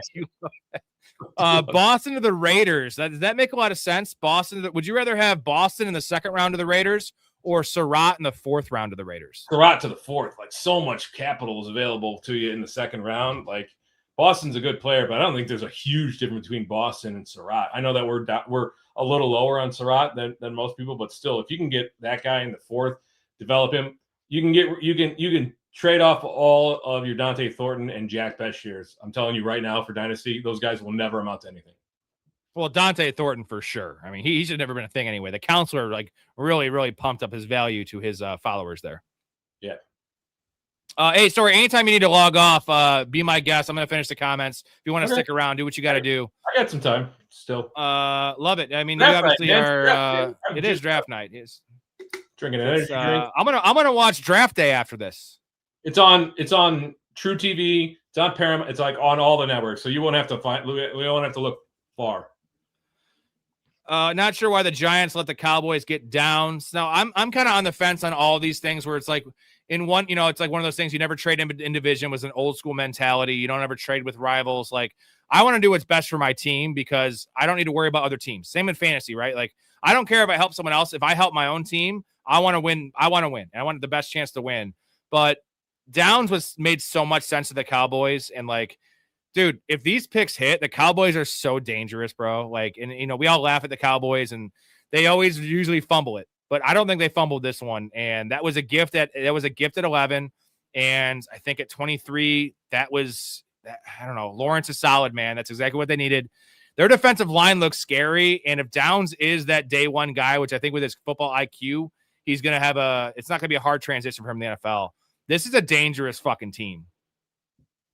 It very well could be. Jerry's made some interesting decisions with this whole George Pickens / Micah Parsons thing earlier this year, but this was a really good draft. By the way, George Pickens, I think he said he's going to, or he signed his franchise tender. He also said he's not showing up. So did you hear that what Jerry Jones' son said about they need to shut their mouth because they're like, he wasn't even asked the question. He's like, well, we're not going to sign Pickens, so you can forget about that. It's like, don't say anything, bro. Like, we know you're not signing him, but like, you're just pissing off your players and like, don't do it. It's like if my wife wants me to go out to play bingo, if I say no, I'm not going to be like, fucking no, bingo's fucking stupid. I just be like, no, I don't want to. I want something else going on. Like, just there's better ways to handle it, Dallas. So I'm going to give a little piece of advice for everyone in the audience. In negotiations, the first person who talks loses 90% of the time. So whatever you say something and then shut up. A lot of times people like to talk themselves into something or out of something. It's never going to happen. Just say what you need to say and then shut up. Or in the case of this Jerry Jones' son, don't say anything at all. All you do is weaken your position when you give more information. The less information that a party has against you, the better you are. Game theory. Did you watch WrestleMania from Team Money? I know Storey did. I watched night one. I didn't watch night two. I heard night two was far better than night one. Night one was pretty boring, if you ask me. I don't really watch. Right with your 8th grade haircut. I don't really watch. I used to when I was in high school. I was big into wrestling. That was The Rock, Stone Cold, The Big Show, Undertaker, Kane, all those guys. I was Kurt Angle, all them. I got out of it in college, and now I've got two buddies who are big into it. So, like Royal Rumble, WrestleMania, we'll see what other big ones I get invited to. Not a huge fan, but I did watch night one. It's fun for a night. User says Isaac, but close. Yeah, but I remember your old tag was Joe Blacko. I recall. I remember your name was Isaac, so I'm pretty sure that's you. You used to be in the community. I remember this guy. I love this guy. Said been a fat while. I am pretty fat. Yes. CM Punk versus Roman was the best match. See, I don't know any of the wrestlers anymore, and like you said, that late '90s Attitude Era, Kane, Undertaker, Kurt Angle was a nice heel. The big fat Somalian dude. Who is that dude? Who was the fat dude that had the ass finisher where he shoved his ass? Rikishi. Oh yeah, Rikishi. He's related to Dwayne Johnson, The Rock. Really? Yeah, they're all related. There's somebody else right now that's I think is it Roman Reigns is related to The Rock. Somebody correct me on that. Aren't we all related at one point? You know. Well, technically, we're technically related. And in the South, you know, they do marry their cousins, so they're all related. You know, it's legal in Illinois to marry your second cousin. I'm just gonna say that. Is your wife your second cousin? Are you telling us something here? No, but I think Storey just spilled the beans. I think he just spilled the beans, man. Yeah. It's years away, don't care. Jesus Christ. You ooze talent. Hilarious. Ooze some information to us, man. That's cool. It's not illegal. It's just it's also one of the best. We talk about the quote from the Jonah Hill quote when he's talking about marrying his first cousin in Wolf of Wall Street. He's like, well, you know, all my buddies trying to fuck her. And I was like, well, better me than her, than them. You know, like I might as well do it. People were saying that you married your cousin. When they're at the bar, they smoke crystal meth or whatever. Yeah. Titans drafting Tate instead of Styles. Mouth, what are your thoughts on that one? Because I know you're a Styles guy, and you do love Tate though. Mouth came around on Tate. I don't know how I came around, but he had him at number 1. No, I think he had number 2. He had him at number 2 on his rankings. Let's see. So Ty is we do agree. Ty is perfect for the Rams. It's just that it's not perfect for the Rams, right? It's good for Ty. It's great for Ty, and it's great for the Rams in 2028, 2029, 2030. 28, I would estimate. Let's see. Smart Money is calling Surratt to the Giants. God, who was Mouth? I forget your comp. Let me know in the chat. What was your comp for Surratt? He had a really good comp for Surratt, and it eludes me right now. And I forget what our comps were for Surratt. Did you have one for Surratt? I did. I'd have to look it up. I don't remember. I had Jacoby Myers. Oh, okay. Michael Wilson. That was a good one. But Mouth had a better one. It was really, really eye-opening. It was Keenan Allen. His comp was Keenan Allen. Oh, Keenan Allen. Interesting. Yeah. Because, dude, do you know, by the way, you know what Keenan Allen ran in the 40? He was coming off a PCL injury. 4.62, 210. 4.68. 4.71. Oh, okay. So for all you 40-time bangers out there, Keenan Allen's a surefire Hall of Famer, and he's pretty big guy, 6'2", 210, but he's not huge. He's Tyson size. 4.71. That is, if someone ran that now, people would be losing their fucking minds about drafting this kid. So just food for thought, you know.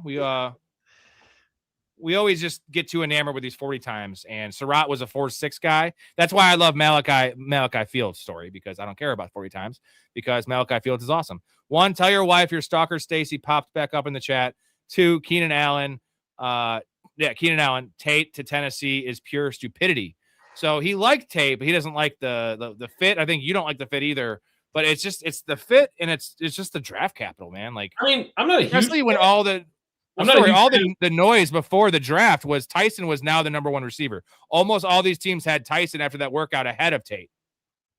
Yeah, I'm not a huge fan of the fit, but it's still, he's going to walk in as the number 1 wide receiver right off the bat. He's going to get a decent target share. The problem is it's Tennessee, and how much are they actually going to be able to sustain drives and throw the ball? Those questions yet to be figured out, or, those questions remain. Obviously I think the Tyson landing spot is much, much better, but I think that the talent of Taint outweighs the talent of Tyson. So for me, it's close, but like I said, 52-48. 52-48, he says. Let me get to the chat here. We had this one. That's what I heard. Randy Orton versus Cody was the match of the weekend. The last one around was Surratt to the Giants as a smart money. I think Surratt, what I love about Surratt and also our boy Skylar Bell is they can go to any spot and play any wide receiver position and impact the game day one. God, so Surratt to the Giants would be awesome. That would be so great for fantasy football. How far do we think McCoy is going to drop? Crazy to think this guy without the injury is probably top 10. This poor guy, man, that knee injury absolutely cratered him. I think most people think, at top 15, top 10 even. Neither one of those cornerbacks from Tennessee went in the first round, which was very surprising. But, I mean, there's some lateral concerns now with the knee injury. But, I think whoever gets him is going to get an absolute steal. If the Bills or the Giants or somebody, scoops him up early in round 2, man, that would be an absolute steal in this draft. Pickens is worth 2 first-round picks. Trade him. Do you think he could fetch 2 first-rounders? With the way the wide receiver market is right now, I'd say, strike while the iron is hot. Adonai Mitchell's getting $300 million a year and then having surgery. Teams are willing to overpay. I bet somebody's willing to give up 2 first-round picks for George Pickens. Trade him back.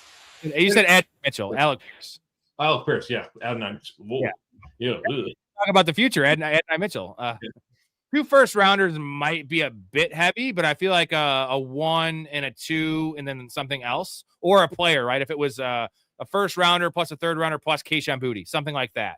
Because A.J. Brown's going to fetch a first-round pick. And he's or David Putney. Get Putney. Fuck's Putney? I need a punt returner. Oh. Draft day? Just because I haven't watched it. I don't want to watch it. Never seen it? Oh. No. It's long. I'll give it that. It's too long. But yeah. You gotta watch it. Oh, exactly. Sounded like a confession from Storey. You said that it's legal to marry your second cousin. See? GT got onto that. I got onto that. You can take with it the information. I'm just providing information. 37. So he's saying Surratt could go at 37. Where is he projected to go? Third round for Surratt, right? It's although he shouldn't go that much later than Omar Cooper. I feel like those guys shouldn't be that much discrepancy. What do we get? We got 5 wide receivers in the first round, right? Because Cooper was the last one. So you got the top 3, then Concepcion, and then Cooper. I think Boston's probably next on most people's boards. God, I just don't. I like the floor of Denzel Boston, but as you know, I'm such a big fan of Skylar Bell. I'm such a big fan of some of these later guys that you can get at really good value. I mean, my Ted Hurst love is through the roof. So I had Boston. You have Boston lower than me, bro. Yeah, I'm just hate Boston. Personally, I do, but I know that teams really value the big 3. The used to be Big 5 conferences, now the Big 3 conferences. The Washington logo does a lot for a lot of teams versus a Skylar Bell, right? Or a Chris Bell, Louisville fine program, UConn. Teams have all sorts of biases. You ever see Moneyball? Teams overlook players for all sorts of conscious and unconscious biases.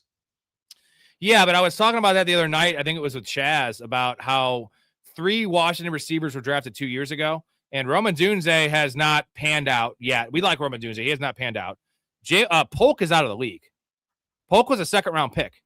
And then Jalen McMillan's been good, but injuries and, the neck injury. But, all 3 of those guys flopped. So you're going the same program, and they literally 1 for 3 on those picks 2 years ago. So, I know you're saying they get enamored with Washington, but, that's not exactly a wide receiver factor. This isn't Ohio State, man. I understand, but when push comes to shove, if a team has the same evaluation on Chris Bell and let's say Skylar Bell and Denzel Boston, who do you think they're going to go with based on the program alone? Always the bigger program. You're right. Yeah. Love the heel. I do have a Patrick Willis jersey up here. That was a gift from Nick O, one of the co-hosts. He has about 1 million Niners jerseys, and what a nice guy Nick O is. Combine is not really worth it. Should just be interviews, not workouts.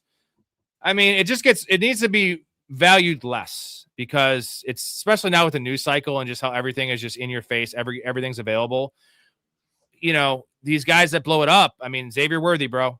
John Ross. That's just the thing. GT's exactly right. It's not really worth it if more than half the guys aren't going to participate in any of the drills. So we're supposed to get a baseline of this year's class, but we can't because these guys won't participate.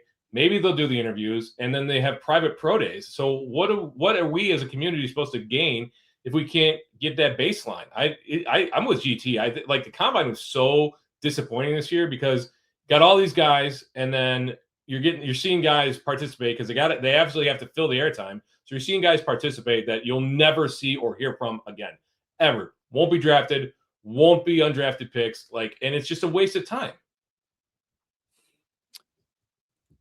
My biggest issue is the 40 because it's the sexiest of all the drills, and it's the number carries so much weight. It's like how baseball home run numbers we always remember, right? 40 times we always remember, they resonate with us because we have there's such a nice parallel, and we could be like, this guy ran this number and this is this player comp, but it's like it's kind of the most useless of all bite-sized pieces of information, right? The 40 is a very not really usable, but it's a very quick and easy way for us to that's those shortcuts that we get, right? The not algorithm. It just doesn't translate though. It doesn't translate, you know? Well, that's the thing. It's not usable, but it's easy for us to parse in our brain and spit back out.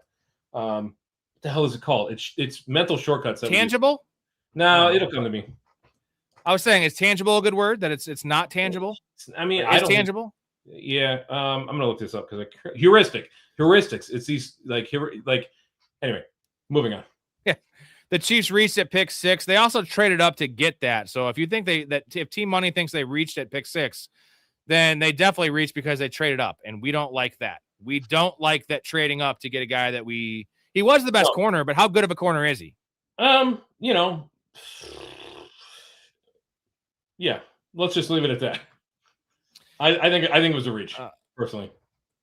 Mal thinks our next movie episode should be Draft Day with Kevin Costner, and I've heard really bad things about it. Really bad things. First cousin wife. She loves that movie. That movie's anytime it's on cable, it's on in our house. Oh yeah, that's how old I am. We still have cable. You should get rid of that. I'll get you a box, and you can not pay for anything, get everything. By the way, Giants trade Cryptoid idiot. To get Roush, round 3 Roush. That would be a third tight end for them. Would that make sense? I don't know. I don't know who Cryptoid is. I don't know who that is. I've been drinking, so I got to rely on you for this one. Okay. He's got to look it up. Mouth will clarify. Mouth, let us know because I have no idea who that is. Oh, he said McCoy at 37. Oh, okay. That makes a ton more sense. Yeah, that makes a ton more sense. Okay.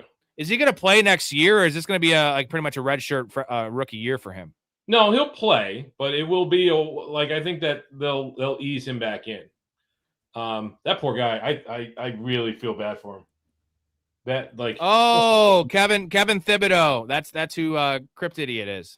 Oh, okay. Why is he called Crypt? They're going to trade. I don't know, but they're going to trade Thibodeau. They have to now, right? Not Kevin Thibodeau, Kayvon Thibodeau, right? Kayvon, yeah, sorry, yeah. Kayvon Thibodeau. That's a Bears spot, right? Bears for him. We need him. That would be nice. That would be a beautiful piece, right? We definitely could use an edge rusher. They've also tanked their own value with him by taking Arvel Reese because now that's one thing, you don't want to show your hand, and they're they can't have him on the roster. He's not going to play. So, and he is a good player. He's a starting edge rusher, right? On almost every team in the league. They have a bunch of riches at that position. So it's they're going to have to trade him for 60 or 70 cents on the dollar. And that's a smart trade for a team because I like the player. I don't know what happened there. I think it's just that he just got kind of Wally pipped, right? Yeah. I mean, that happens in this league. And he could find that second home somewhere else. Like you said, I think the Bears would be a really nice trading partner for him. God, who else needs an edge rusher? Tons of guys need an edge rusher. Washington needs an edge rusher, but they wouldn't trade him in division, I wouldn't think. Boston is my 4. Mouth loves Denzel Boston. You're really down on him. I'm kind of closer to consensus. What is the biggest concern you have for Denzel Boston? Is it the separation? It's separation. He's fine at everything, but he's not standout in any one area. And so for me, like as an average wide receiver across the league, I just don't know what kind of value he holds. He's one of those better in real life than fantasy players. Mouth says throw up my show ranks. Mouth, I had to delete those because I get 50 or it's 100 total, whatever. And I didn't want to delete any clips because it'll take forever to upload again. So I had to delete those to get some other graphics up. And also mostly because of this. This is what I had to delete it for. And it was a Mike Vrabel joke, which is awesome. I did not have sexual relations with that woman, Miss Lewinsky. I never told anybody to lie. Not a single time. Never. These allegations are false. So, by the way, Bill Clinton, you have to apologize to Downtown Sports and Mouth for having to take off.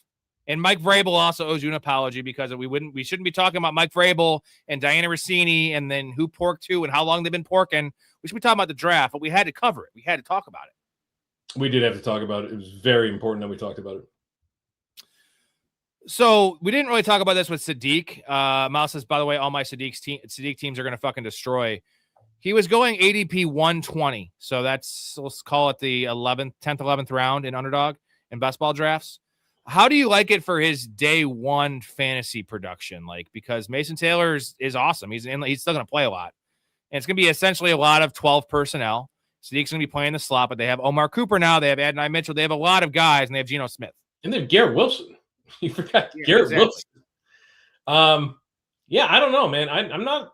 It's not a bad landing spot, but I think first of all, we talked about it. The Jets at 16 had much bigger holes to fill, but I just don't know how good of a pick this is going to be for fantasy. I don't know how much he's going to get on the field. We're gonna hear rumors about him lining up in the slot during preseason OTAs and preseason or all that kind of, or not preseason, but mini camp and training camp, etc. And then push comes to shove, he's gonna line up in line 70% of the time. He's gonna split out wide, but he's sharing snaps with Mason Taylor. They're gonna run some 12 personnel, but they got a lot of pass catchers. And it's Geno Smith. I don't know how much real production we're gonna see from him in year one. Hey, GT, he bet that Ty Simpson was gonna get drafted before Denzel Boston. And you know what's interesting? I think the line on Vegas was 6.5 first round receivers. And what did we get? 5? I think it was 5. I think it was 5.5, wasn't it? No, I saw 6.5 as the standard line, dude. Yeah, we got 5. So that's low. We were talking like 7 would have had to hit. It needed 7 for the over to hit. Yeah. And now it's one of these. We see this every year where like the second round receivers. We saw this with Keon Coleman and Ladd McConkey and all these guys. There's like 5 of them that go in the first 12 picks. Yeah, I bet that's what we expect this round, right? Picks 33 through 48. We're gonna see like 5 more receivers go. And that's the money round. That's where like T. Higgins went. That's where Ladd McConkey went. Some of these guys that become, not necessarily like generational wide receivers, but borderline Pro Bowlers. That's where Luther Burden went. 41 overall. I remember that very, very closely. And you know what? The verdict's still, everyone's anointing Luther Burden as this fantasy superstar and the next coming. And it was the yards per route run story. And do you buy the yards per route run for Luther Burden? Does it match the eye test? It did match the eye test towards the end of the year. I was not a fan of everybody boosting him up in the regular season for fantasy because you had Loveland starting to come on. You still had Rome Odunze there. You still had DJ Moore there. There just wasn't enough. And Caleb Williams was still Caleb Williams. They weren't passing the ball all that much. So I wasn't a huge fan of people like, go out and get this guy. Get it. It felt like it was a waste of a roster spot. But then towards the end of the year, when we saw that Rome Odunze was still coming back from that injury, Luther Burden kind of looked back towards his junior year, or I guess that would be his redshirt sophomore year, whatever it was. And we saw the guy that we saw at Mizzou like the year before last, which is exciting. And the yards per route run was nice. DJ Moore's gone. I think there's runway there. The problem is, what's the price going to be? What's the price in between Luther Burden and Rome Odunze? And if it's significant, 1 round, Well, see, one round is not a huge deal. I think they take the guy that I think has more upside in Luther Burden. If it was several rounds, 3 or 4 rounds, then you make a solid case for taking the cheaper guy. GT calling Kayvon Kevin is the opposite of the Aaron skit. That's perfect timing because I have to take a quick pee, and it is quite the opposite. Jay Quellen. No Jay Quellen here? Do you mean Jacqueline? Okay, so that's how it's gonna be. Balake. Where is Balake at? Yes, sir. My name's Blake. Are you out of your goddamn mind? Do you want to go to war, Balake? No. D Nice. Is there a D Nice? Do you mean Denise? Son of a bitch. Aaron. Where are you? Where is Aaron right now? Here. You know, I said it like 4 times, so why didn't you say it the first time I said Aaron? Because it's pronounced Aaron? Son of a bitch!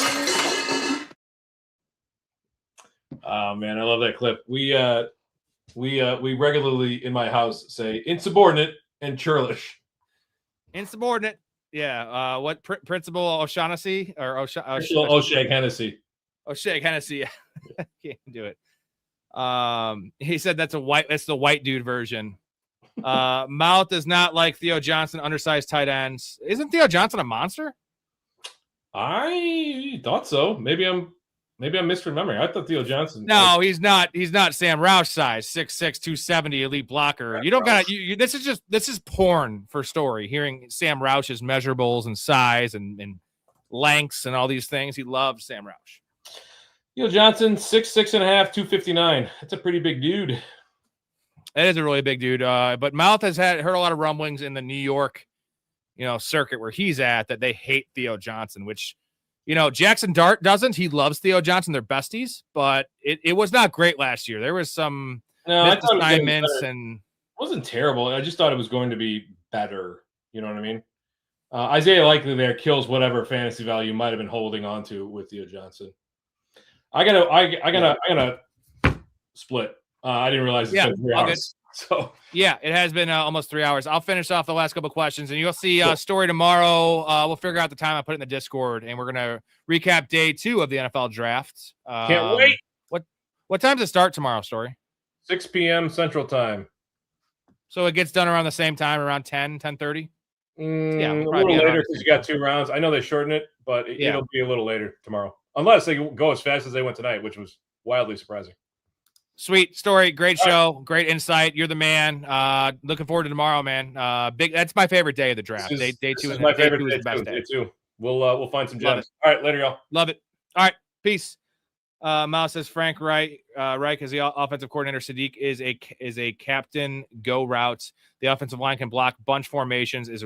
Yes, bunch formation. That is where Sadiq will dominate because he doesn't have to play slot. He doesn't have to play tight end. He plays that kind of hybrid situation. Which, all right. So Mouth gives his Sadiq approval for fantasy. Thank you, GT, my dude. Appreciate you. Sadiq is the best pass catcher in the draft, regardless of position. So he loves Sadiq. You love Sadiq. I'm right. I don't think he's the best pass catcher. I think he's a very, very good prospect with elite measurables. And if he sees the field like in an 80% capacity, he's going to dominate for fantasy, especially where he was going. I feel like his value won't go up that much in terms of draft circles because he was going in the 10th, 11th round. Maybe he sees the 9th round, maybe. But the fact is, he's still on the Jets. So I think people are going to look at that opposed to what you're talking about, which that's why you listen to the show. That's why you should watch Downtown Sports and check out these comment sections. The community's a genius, and Mouth is he's a G. Appreciate you. So you love the pick. I'm more lukewarm on it, but you know what? I could be wrong, and I also am just salty about my Mason Taylor shares. So where do you think Diego Pavia will be drafted? He probably shouldn't be drafted. I mean, part of me says he should be drafted in like the 4th round, based on his moxie, and dude's a gamer, man. And we've seen some smaller quarterbacks be good in the NFL, but the other part of me says he shouldn't be drafted because he's just too goddamn small. We've seen all the struggles with Kyler Murray. early struggles with Bryce Young, and he is smaller than both those guys. Like, how tall is Diego Pavia, guys? Is he like 5'9" officially? Like, what was he listed at? Let me look at what it says. Let's see. Diego Pavia. He is listed at 6 foot. Jesus. No way, dude. No way. Hold on. We got to check this out. Here. Diego Pavia is, let's see his official. That's not the right one. His official listing, 5'10", 207. So 5'10". Okay, so he's essentially Bryce Young's height. That's super small. So I think 5th round is fair. 4th would be too high, undrafted, and he's too good for that. So I think 5th round is fair for Pavia.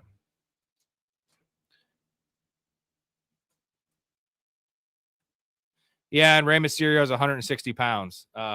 Exactly. Thank you. Rey Mysterio is probably, what, $130? And the size of a big dog is Rey Mysterio. So Pavia is probably 5'9" with heels on. 5'8.5" is my guess. But he's a pretty good prospect if you take away the height. I love the way he plays, too. He's a fucking gunslinger, so I do appreciate that. All right, guys, we almost approached 3 hours in the show. One away from a goal, but I'm going to do another chug anyway, regardless, because y'all earned it. It was a great show, great chats. Pretty, with as much as this draft lacks some storylines and, I don't want to say high-end talent because there's always high-end talent, but there were so many trades. So many teams had 2 picks. So many, the Jeremiah Love pick, the Tate pick. A lot of excitement and randomness. And also, like we talked about, 8-minute time clock was so nice. It was just stacked on top of each other more, less time with these guys talking. And GT hits the goal because GT's the man. But, Jeremiah Love pick, the Carl Tate pick, Reese falling to 5, the Cowboys essentially crushing the draft, which is always good for the NFL and good for TV. So there was a lot of good storylines. The Ty Simpson pick was it's going to be a very hotly debated pick. And for those people that love Ty Simpson, and I'm not one that hates him, Storey hates him. I'm more kind of in the middle of the Ty Simpson thing. But I just feel like it was weird they took him. Hetzer, his erection won't go away. He's still rock hard. Drew Brees was small, and he's in the Hall of Fame. I get that, but that's also and Russell Wilson was very small as well. And, Doug Flutie was very good. But you're looking at guys that are the exception. And Drew Brees, I think Drew Brees was officially 6 foot tall. Let's see. Drew Brees official heights. Let's check that. Listed at officially 6 feet tall. So Drew Brees is a little taller than Pavia. And yes, Drew Brees, I don't think we're going to comp Pavia to Drew Brees, but yeah, he should be drafted. His film is good and his numbers are good. Everything speaks volumes about the kid. I don't hate him. See. Rip Mason Taylor. I don't like hearing that. You know what? I still feel like he will return value or meet his value at tight end 26. But I was looking for major upside from Mason Taylor, and that just doesn't seem like a good pick anymore. Doesn't seem like a terrible pick, but it's some of the luster is gone there. And yeah, I'm a little bit sad about that. Thanks for bringing it up, Hetcher. I love you. Let me get this thing poured up. And then any last questions, get them in. Again, tomorrow night, guys, we'll be on for another 2 or 3 hours with Mike Storey, the college football expert around here. I just kind of fill in and host for him. And, I watched the draft. I've done about 100+ hours of film study on all these guys. So he's actually watched them all play in college. So cheers to you guys. There we go. One more down the hatch. Hey-o. All right. Let's see. Catcher Sadiq is not a tight end. Get tight end out of your head. He's a pass catcher. You're going to pay $14 million in 5 years. It still doesn't help Mason Taylor. I prefer he wasn't there, but I get what Mal's saying. He's not going to take Mason Taylor's still going to be a pretty high snap share player, but I was projecting him to play 90% of the snaps. Now it's probably down to 70% of the snaps. and the touchdown equity won't be there as much. So he was such a steal where we were getting him. That's not the worst thing in the world, but I'm not happy. Mouth is a tight end whisperer. The dude, not so much like picking the right guys, and we'll see how that goes in the future because he only played fantasy a couple years, but identifies talent, identifies scheme better than anyone I've ever talked to. And I do definitely respect Mouth's opinion on how these things go, because judging off 1 year, it was a slam dunk in almost all of his calls. So Caesar salad or Cobb? I'm a Caesar salad guy, man, for sure. Caesar salad. I'm not really a salad guy. I mean, come on, look at me. Think I eat a lot of salads? My wife wants me to. I'm thinking about picking JSN with my first pick this year. What number is that, Team Money? What number is your pick? I would take him at 5. He's my fifth player in a half PPR. I would take McCaffrey. I would take Jonathan Taylor over him in a half PPR. So he would be my 7th player then, or 6th player. But in full PPR, he's my 5th player. I still like the other 2 receivers. I definitely prefer Jamar Chase. And then Puka Nacua. You can't take JSN over Puka Nacua. You just can't do it. Oh, I didn't say I wouldn't toss it. I just said I wouldn't eat it. I guess eating and tossing is, you know what I'm saying. What pick do you have, Team Money? We'll end with that question. If you have anything else, anyone has anything else, get it in now. We're approaching 3 hours. And again, we're going to be on tomorrow. We're going to be on Saturday as well. And then we'll have about a whole week to break down landing spots and do a couple shows like that. And then we're into May, guys. And once we get into May, it's heavy best ball. It's heavy drafting. We can all draft together. And then next thing you know, we're going to be talking all this stuff in June and July. And then it's draft season, guys. And it's the first shoe to drop here. And the combine was in free agency. This is the major one, this draft stuff. And if the rest of the draft is like round 1 with all those trades, we're in for a great time. Great time. Oh, well, Team Money, I'll tell you one thing. Never go into any draft saying you're going to target this player or that position without knowing where you're at. Like, I don't ever target. The guys I'll target that I'm like sure about are late guys. Like, that's different. Like, early on, take value. Don't reach on any player. I don't like doing that. I mean, I also play 36 leagues, so I can just get my guys by just taking value. But definitely fantasy theory kind of thing. Just I wouldn't go in saying JSN. JSN, you should not take JSN ahead of Jamar Chase. That's just not good business. I wouldn't take him ahead of Puka Nacua either. I don't want to do that. I got you, Mouth. We can do one. We can do one Tuesday. Break down real life landing spots, and sounds good. And then I'll come on Downtown Sports the week after on Tuesday, and we can do the fantasy angle with you and Beast. So that sounds amazing. All right. Any last comments? Get them in. I'll be out of here in a couple minutes. And again, tomorrow, tune in. I'm going to play a clip. I'll give you guys a second to have a comment. Here's Michael Jackson one more time. Hello, Michael. Yeah, freak. Rest in peace. Say somebody put a gun to your head. Said, do you want your baby to be lighter or darker? What would you choose? Why is someone holding a gun to my head It's and a asking hypothetical. what shade I would prefer my son to be? I don't know. So Why is somebody putting a gun to my head? He wants to find out what your preference is. So you're walking down the street with Will, and he snatches you into the backseat of the car, and now he's got a gun to your head. You want a lighter or darker baby? What shade? What shade? Get away from me. What color is the guy holding the gun? He's mocha, right down the middle. Right down the middle. 50-50. You want it lighter or darker? I would say on the lighter side. Oh. All right, guys. Great show. Appreciate everybody. Again, tomorrow, tune in. Me and Storey breaking down round 2, round 3, day 2 of the draft around the same time, 9:30 or 9:45. We'll do the last half of the 3rd round and then finish up everything after the draft is over. If you have not subscribed to the channel, I don't know what you're doing. You should definitely probably do that. And to Miles' point, sign up for the Patreon, watch Jason grill wings, get drunk, and feed his dragon. Also great entertainment. We love Jason around here. The comedic flair there in the Patreon or in the Discord, as well as Miles. So go to the website. If you're not in there, hop in now. Prices will never be lower than right now, and get a head start on all this kind of stuff for next year, because we know ball. Mouth knows ball. Check out Downtown Sports. I'm out of here, guys. Appreciate everybody. Great show. Thanks for the supers. Thanks for the great content. You guys create the content on the show as much as we do. That's why we are a little different than most people. We just read everyone's chat. We talk about everything, appreciate everything, and everybody. Love your life, stay positive, and respect each other. I'm out of here. Just seemed like a good dude. I thought I'd see if you wanted to grab a beer, that's all. I'm glad you called. We get home safe, Pistol. You got it, Jobin. I'm sorry, what? Nothing. Oh, what'd you say? I don't know. You nicknamed me Pistol, and I just called you Jobin. It means nothing. I'm drunk. I'm gonna call a cab. All right, man. You have my number, yeah? I got you